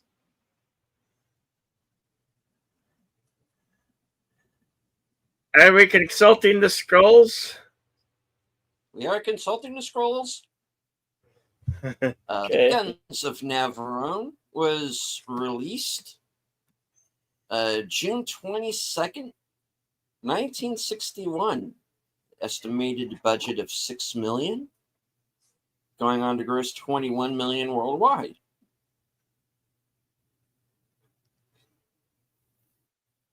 Was nominated for 7 Academy Awards, including Best Picture, Director, Adapted Screenplay, Musical Score, Sound, Film Editing, and winning for Visual Effects. Was nominated for Best British Screenplay at the BAFTAs. J. Lee Thompson was nominated for a Directors Guild. Won the Golden Globe for Best Picture Drama and also Best Score, with J. Lee Thompson nominated.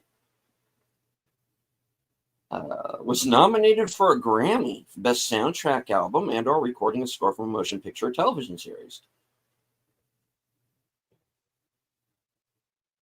Won Top Drama, the Laurel Award, and Gregory Peck was in 3rd place for Top Male Performance.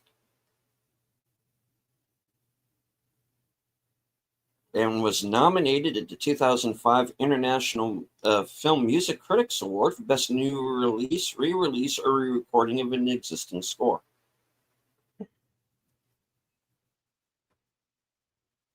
All right. Filming locations. The El Digori, Dakar, Senegal, for exterior cliffs. The Acropolis of Lindos, Rhodes, Greece, meeting point and party for with Anna and Maria. Rhodes Harbor, Rhodes, Greece, the harbor where the party departs. St. Nicholas Bay, Rhodes, for the cliff scenes. Zacatecas, Mexico. The exterior tank, LSG Studios, Boreham Wood, Hertfordshire, England, for the storm scene. The backlot at Shepperton Studios for the ammunition hoist on cliffs. Stage 1, Elstree Studios, which was demolished in 1989. The Iverson Ranch, 1 Iverson Lane, Chatsworth, Los Angeles, California.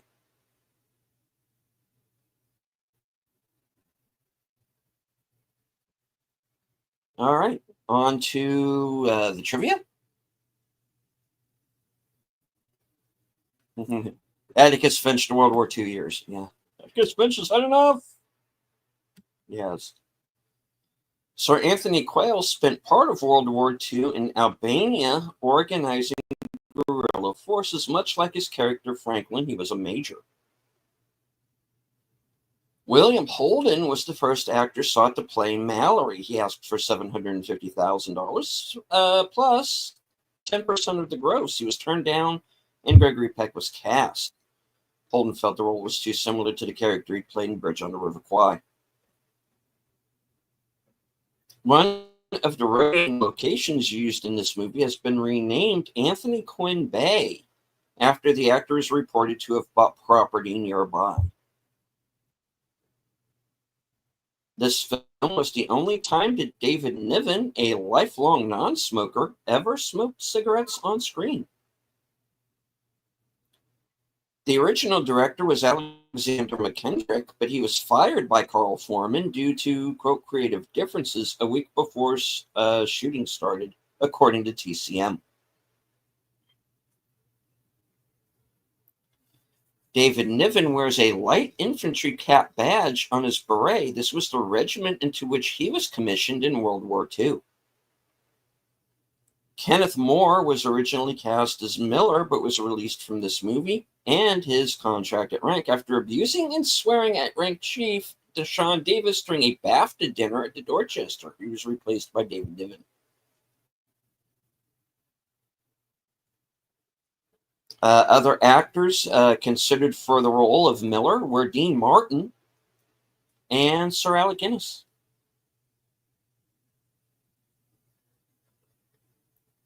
Rock Hudson was considered for the role of Mallory.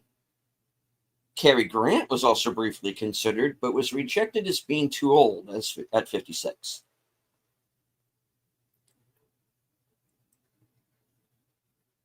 Gregory Peck often said he was disappointed that so many viewers had missed how anti-war the movie intended to be. Peck was a lifelong pacifist who strongly opposed U.S. involvement in the Korean and Vietnam Wars. He was also against joining World War II until Adolf Hitler invaded the Soviet Union.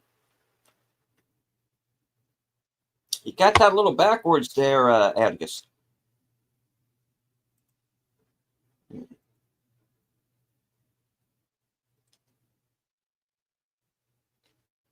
Brown is referred to as the Butcher of Barcelona by Captain Mallory as a reference to his service with Republican forces in the Spanish Civil War in the 1930s. In the 1930s, Carl Foreman, the producer and screenwriter of the movie, had been a member of the Communist Party. Many of those members fought for the Republic during the Civil War. Foreman was blacklisted during the early 1950s and moved to England, where he continued to work in the film industry.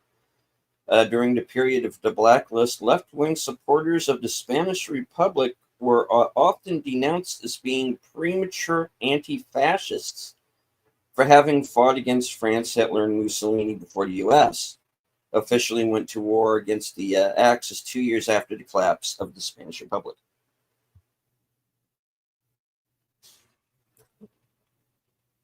In 1960, Stanley Baker, along with Sir Dirk Beauregard, was considered the most popular British movie star. There was some surprise that he accepted the relatively small supporting role of Private Butcher Brown. Baker revealed that he wanted to be in the movie because he was impressed with how anti-war the blacklisted writer Carl Foreman's screenplay was.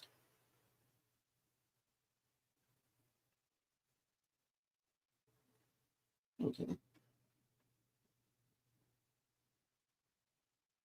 Move on here. James Darren was cast as Private Spiros Papademos in hopes it would get him out of the teen idol stage. However, the sequel to Gidget came out later in the year, starring Darren as Moondog. Gregory Peck revealed in a later interview his bemusement at co-star Anthony Quinn's decision to wear a red undershirt, which was only somewhat revealed throughout the rest of the movie, which became a glaring focal point when went and placed against a mostly moist blue and gray background near the end of the movie.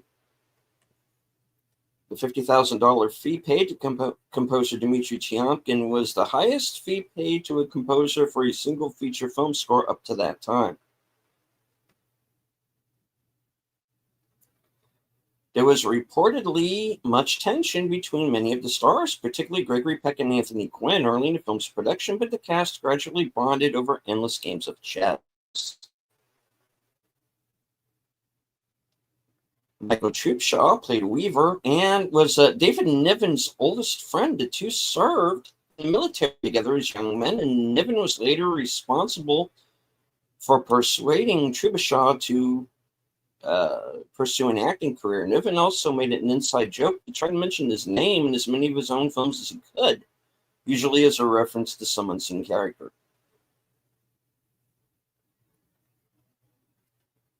Gregory Peck declined to attempt an English accent in order to play Captain Mallory. Yeah, he is supposed to be British, y'all. Nope, Gregory Peck's going to play Gregory Peck as much as often. Anyway, David Niven initially felt he was badly miscast in the offbeat role of a corporal, but later said that he considered it to be one of his best performances despite being too old for the part. Because the stars were all too old for their characters, the movie was nicknamed Elderly Gang Goes Off the War by the British press. There had been some concern that the cast would not get along, particularly since Anthony Quinn had a reputation for being difficult to work with. However, in the event that things went smoothly, although according to Quinn, Stanley Baker did not get along with the others. Some of the cast believed that Baker felt he should have been playing Mallory.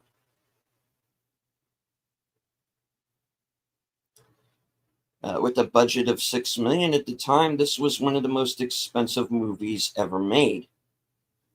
Navarone does not exist. It is a fiction. It is a fictitious location. On fictitious charts shown in the movie, Navarone is shown to lie in the Aegean Sea, somewhere between the island of Chios, Tinos, and Ikaria. J. Lee Thompson's first American feature was also his opportunity of working with some of the biggest Hollywood stars. For the scene where the commandos scaled the nearly vertical cliff, the rock face was a painted backdrop laid out on the ground, so the actors were actually climbing over the studio floor, and then the image was tilted in camera. J. Lee Thompson's handling of intimate drama on Tiger Bay and of large-scale action set pieces on the Northwest frontier landed him the director gig. The screenplay differs drastically from Alistair MacLean's books in terms of characters, including the identity of the traitor, and the two women don't even appear in the novel. The two guys were actually men, but the women characters did more or less follow the novel. This was the top-grossing film of 1961. 1980s rock group Big Country borrowed from Dmitri Tiomkin's score to create the guitar riff on their hit Fields of Fire. James Darren was concurrently on his honeymoon during filming. Anthony Quinn was always Carl Foreman's first choice to play Stavros. Some members of the Greek royal family and their entourage were extras in the cafe scene. They were filmed visiting the set on the day that scene was being filmed. Producer Carl Foreman brokered a deal with the Greek army where he had 12 destroyers and over 100,000 infantrymen at his disposal.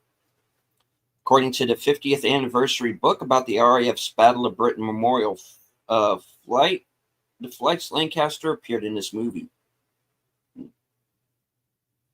Don't know if I read that right, but you get my point. During World War II, David Niven commanded units in the Commandos and the GHQ Liaison Regiment, a special reconnaissance unit that operated behind enemy lines.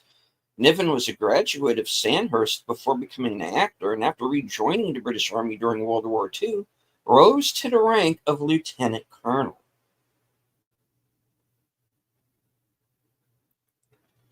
The original 1961 Roadshow release used Technicolor prints made in London, which gave the movie eye-popping clarity and disguised many of the imperfections of the sets and special effects. When it came time to turn out mass runs of prints for general release, Columbia Pictures shipped the original negative to a bargain rate lab in New York City, where it was reconfigured for normal Eastman color printing. This meant recutting the negative to insert standard opticals to approximate the Technicolor processes, smooth dissolves, etc. No preservation separations were made, and the negative wasn't properly protected. A poor quality dupe sections were soon patched in to replace damaged pieces of the negative. Eventually, 2 entire reels would have to be replaced in this way. After that, the New York City lab accidentally destroyed the originals through handling errors. Columbia Pictures also discarded the movie's original sound elements and stereo tracks. A collector's magnetic print was used to recover the original 4-channel stereo mix.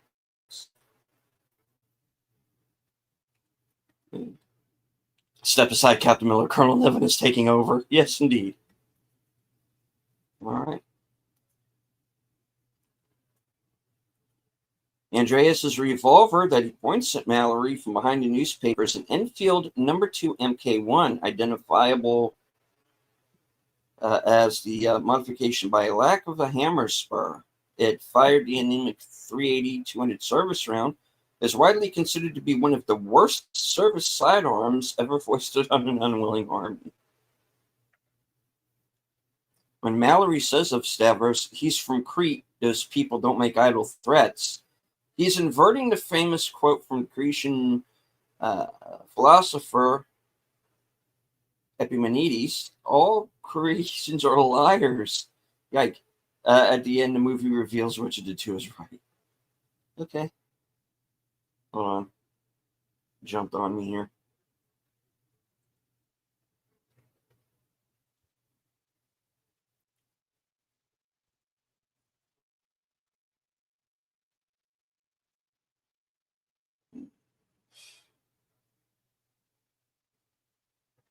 Let me look.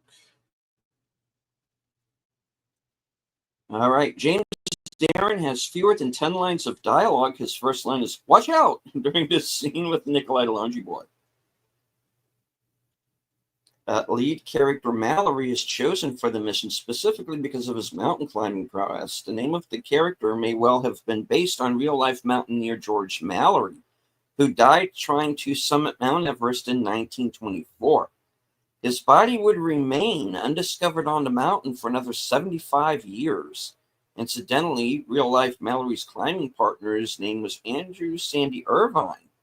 If you include the nickname as the initials of the fictional Mallory's partner, AS, for Andrea Stavru in it.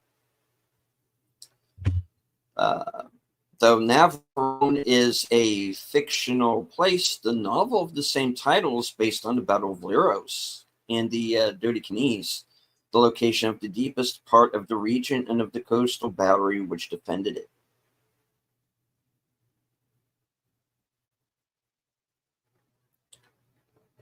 All right. The tanks used by the Germans in the movie were actually American. They included the M24 Chaffee and M8 Greyhound. Gregory Peck later admitted he felt miscast as Mallory. He's supposed to be English. There had been talk of Gary Cooper playing Mallory, but he underwent surgery for prostate cancer in April of 1960 after it had spread to his colon.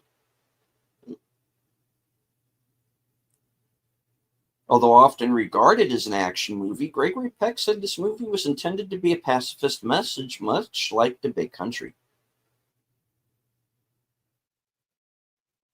Jack Hawkins was intended for a role in the movie, but was undergoing cobalt treatment for throat cancer.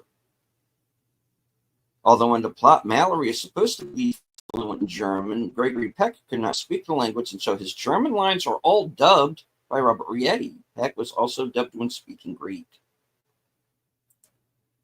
David Niven fell ill during filming, and production was shut down while he recovered. Many viewers incorrectly assumed that Gregory Peck's character is supposed to be American. The scene near the end of the movie where the guns fire on the approaching British ships, so the gun crew dressed in anti-flash gear covering their ears in synchronized movement. This was used as the basis for the viewing Mice and Wallace and Gromit, A Grand Day Out, featuring Wallace and Gromit, where they donned their sunglasses as the rocket was taking off.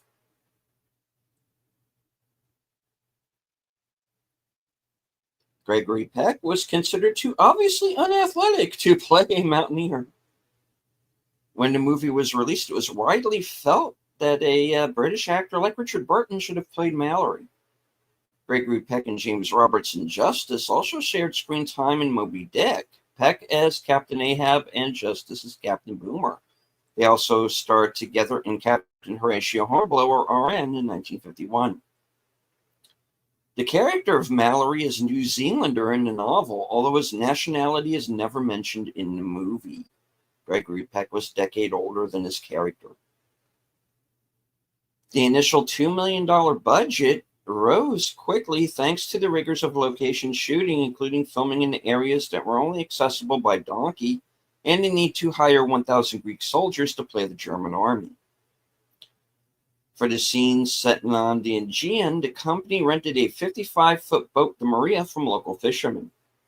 For shots of the British Navy sailing the Aegean, the production rented destroyers from the Greek Navy, even though all their ships were at the time were surplus U.S. ships. Throughout shooting, Gregory Peck suggested rewrites to Carl Foreman that would deepen his character. Most of his ideas made it into the movie. During shooting, Gregory Peck and David Niven became close friends, bonding initially over Peck's ability to consume vast quantities of brandy, which the actors used to stay warm while filming on a cold studio tank. Without muffing a line, their families visited each other frequently in later years, and Peck would deliver the eulogy at Niven's funeral.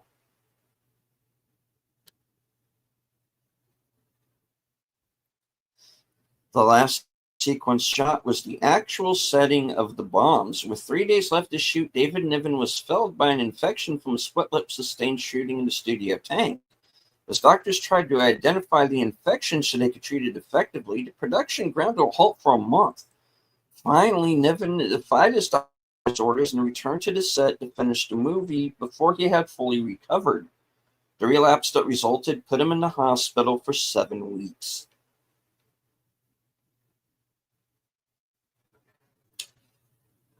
Oh, you might be happy to hear this, Curtis. There was one time where James Mason was considered to play Miller.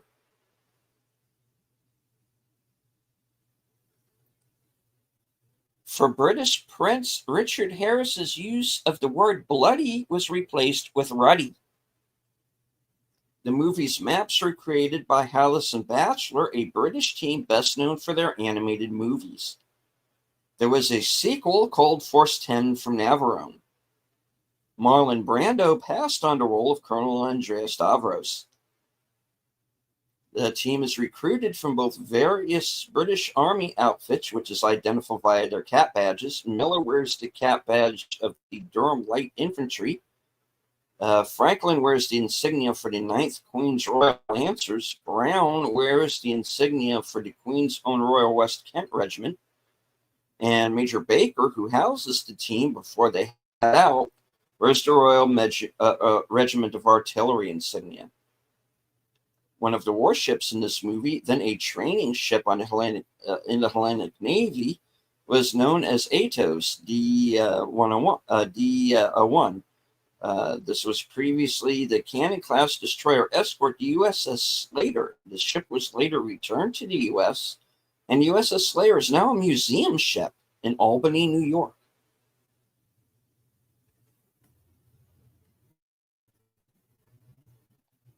Yeah. That's okay.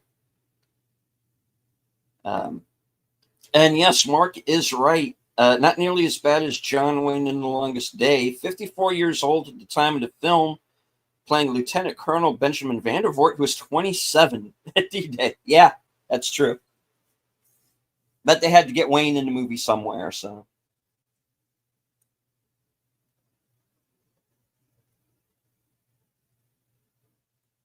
When Carl Foreman first announced this movie, Maria Callas was to play the female lead.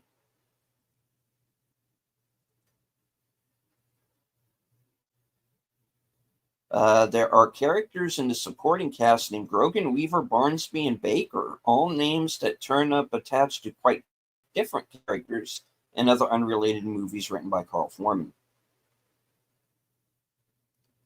The only Best Picture nominee that year to also be nominated for Best Special Effects, which they now call visual effects.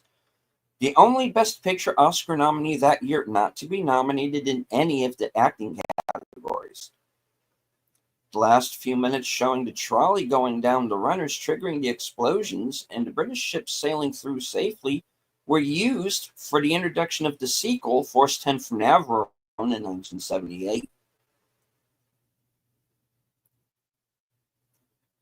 On seeing this movie, Sir Winston Churchill approached producer Carl Foreman about making a movie version of his autobiography, My Early Life.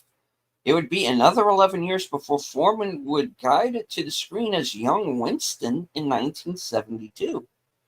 Directed by Sir Richard Attenborough, 7 years after Churchill's death. Near the end of the film, when the Germans gain access to the gun turret again, they can be seen using metal detectors to look for mines directly over the metal railroad tracks that supply wagons used to bring supplies to the gunners. The rails would render the metal detectors useless for finding anything else except the rails. So yeah, that was a goof. Yalo Yalo, Seashore Seashore, is sung at the wedding celebration in the film. It is a Greek folk song about love and the sea. As with many provincial folk songs, versions were often improvised as it's sung. The first verse heard in the film, asking the sea not to wake the singer's beloved, is standard, while the second verse, sung by actor-singer James Darren, is ostensibly improvised. The verse asks the mountains to bow down so he can see his dearest love and far away home. Included among the American Film Institute's 2001 list of the top 100 most heart-pounding American movies. Contrary to the other comments, Reed Peck's character's nationality in the film, in the book, Mallory is a New Zealander, not English, though we've mentioned that. Okay. Gregory Peck and Walter Gotell would go on to appear together in The Boys from Brazil.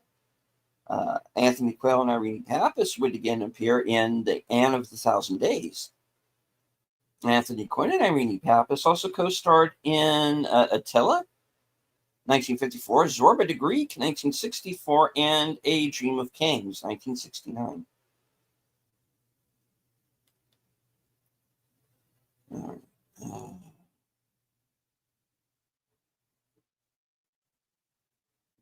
right, let me see.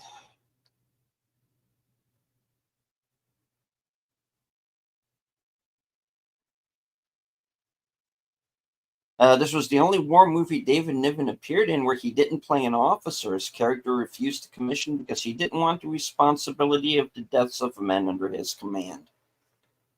The film figures prominently in You're Under Arrest. Rob and Laura have a fight, and Rob storms out of the house. He's later accused of being involved in a bar fight, but denies being there. His alibi?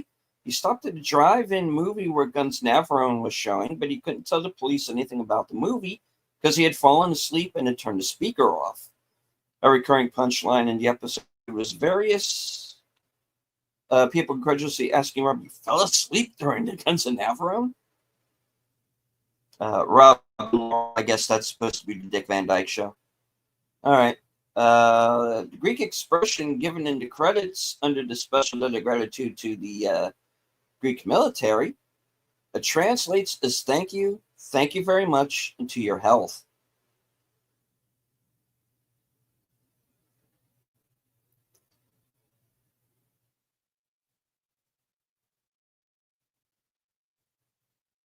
All right. David Niven appears in this film with Walter Gotell. Niven was in Fleming's preferred choice to play James Bond in the film series, and then appeared as James Bond in the spoof Casino Royale.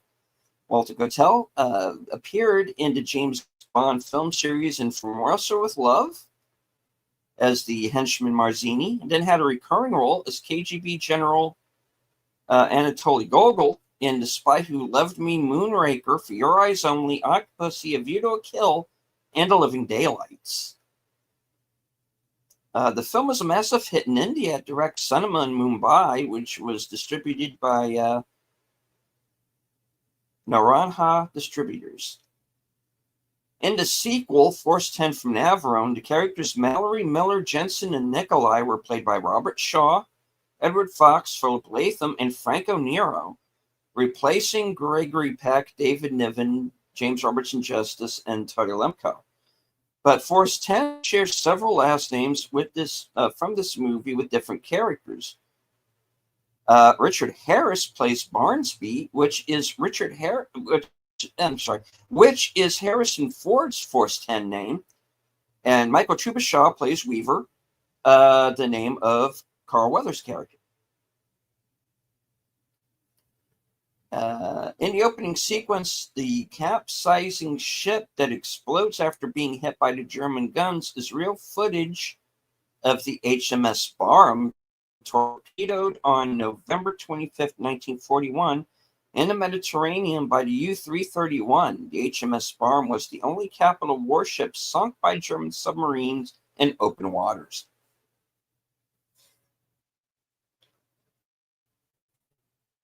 The film was a huge box office success and was nominated for several Oscars, although it won only one for special effects. Its popularity gave producer Carl Foreman the chance to make his directing debut with The Victors 2 years later. This, however, was a huge flop, as were Foreman's later productions McKenna's Gold and Young Winston. These failures, combined with a decline in the British film industry, generally led Foreman to leave Britain, where he had lived since the early 1950s, and return to Hollywood, no longer as a big-name producer, but as a jobbing screenwriter.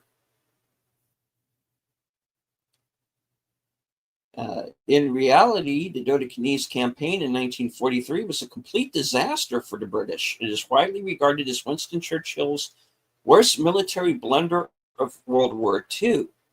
The revival of German fortunes in the Eastern Mediterranean during the Dodecanese campaign of September-November 1943 helped restore Spanish dictator General Franco's confidence in the German war effort, shaken by the Allied landings in North Africa and Italy, and ensured several months of continued Spanish tungsten exports for the German war industry.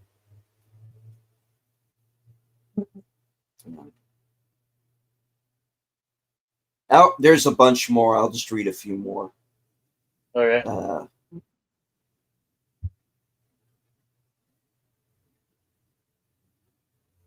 right. The plot went through so many twists that Gregory Peck finally submitted his own version to Carl Foreman. All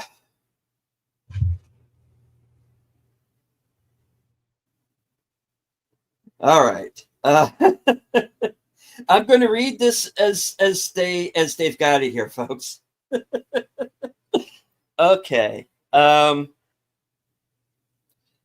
David Niven really loves Anthony Quayle, and Gregory Peck really loves Anthony Quinn. Tony Quayle breaks a leg and is sent off to the hospital. Tony Quinn falls in love with Irene Pappas. Niven and Peck catch each other on the rebound and live happily ever after. He's not wrong. That's the fucking movie. Okay. Oh, God. Hollywood frickin' actors. They've never changed. They're the same. They're just more upfront about it now. Okay. Once Anna is revealed to be the traitor, I almost said trailer. I'm tired, folks.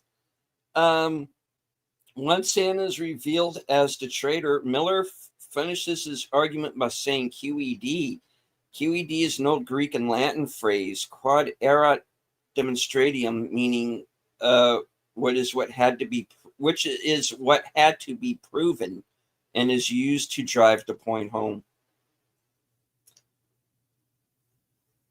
When Mallory tells Musil that he expects Franklin to be treated like any other wounded POW, does not subjected to torture or summary execution, Musil agrees, saying, "We do not make war on the wounded." However, at the time the film is set, the German military was under the, quote, commando order, which ordered that Allied commandos, regardless of whether they were in uniform or not, were to be summarily executed without trial. German officers found to be in violation of the order were themselves subject to discipline, including execution. After the war, the commando order was deemed to be a war crime, with officers convicted of carrying out the order sentenced to death or lengthy prison terms. The dead rat smoke bomb was an actual device the British used on German factories during World War II. The dead rats were usually packed with high explosives and placed near volatile materials. Any fast motion would set them off. The Germans were aware of such devices and were therefore very cautious handling them. Okay, there's a lot more. You can find it at IMDb Pro. Wow. The scrolls are closed. The scrolls are closed. Okay. And also, I have a page on IMDb, so check that out while you're over there. All right. Cool. Yeah. All right. So, folks, number one, thank you for sticking around this long. This has been one of our probably one of the longest shows that we've done. That was kind of out of our hands because of the technical difficulties. But thank you to everyone who stuck with us I'm really throughout sorry about the show. It happens. It happens, folks. It's it's live television. Things happen. Yeah.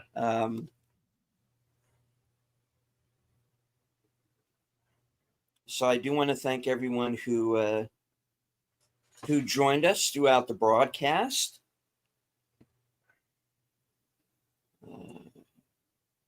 Yes, thank you. Let me see. All right. I had on, I don't know about Bill, but on my end of things, we had 121 people watching at one time or another. So thank you all very much for coming by and watching the show, even if it was only for a few minutes. If you like what you see, this show is normally done on Thursdays at 4:30. This is Extra Dose, which we do for the Memorial Day month. Yeah. So our this is our hats off to the men and women in uniform. And we are going to be continuing next week's shows. On Thursday will be Memphis Belle from 1990 with Matthew Modine, Eric Stoltz, Billy Zane, David Strathairn, and John Lithgow. And next Saturday, a movie we've actually been planning to do for a while. Bill's been bringing this up for quite some time, and we're finally getting a chance to sit down and do it. And that's Bat 21, starring the late legendary Gene Hackman along with Danny Glover. And it is a true story of a pilot named Isidore Hambleton, who during a reconnaissance flight gets shot down. And the movie is about the attempts to extricate him because he has landed behind enemy lines. Yep. So, yeah, really looking forward to that one. Very good film. So, indeed. Yeah. And of course, tomorrow, Western Cinema Presents at 4 p.m. Yeah. Cry Macho with Clint Eastwood. Yeah. The modern day Western. Modern day Western, yeah.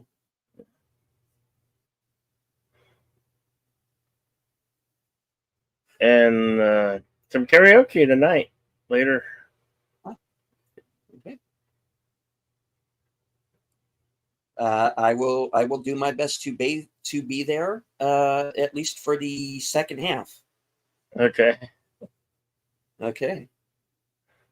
And hopefully it will go over well. We're trying to celebrate the 5-year anniversary on YouTube, so nice.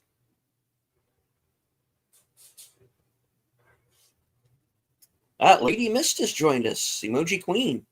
Hello, Lady Mist. It's always good to see you. Indeed.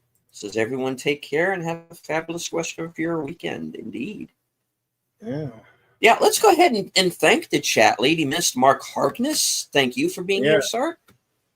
Curtis Selby, the voice of Northern Oklahoma. FKHC 2005, sometimes known as Tim. Big Al Presents was with us at one point. Hello, if you're still here. I am going to be joining Al twice next month for his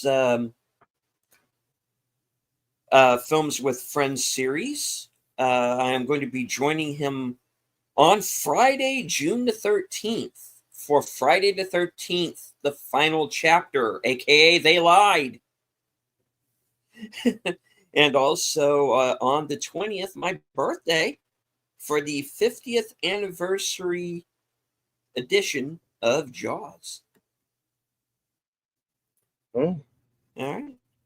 Want to thank Connie Cleary for the member chat and for the membership, which makes it a Padawannabe. Let's see who all else was here. Daniel Berry Sports Highlights and Wilkie's Movies and Music, who hopefully will be able to join me on Tuesday for the Mystery Movie Night podcast. All right. And of course, thank everybody who was lurking in the background. Like I said, I at one point had over 120 people watching. So yeah, a lot of lurkers today, which is perfectly fine. You don't have to engage with the chat. Just as long as you enjoy the show, hit the like, share out the stream. And of course, if you are new to Bill's channel or mine, please feel free to subscribe.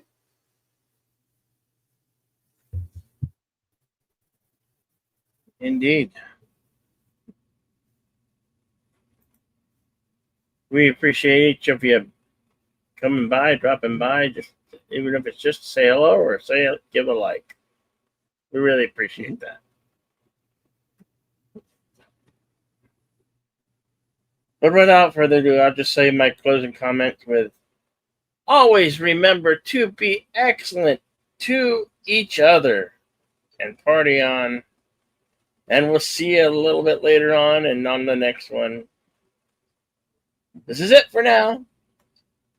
Take care, everybody.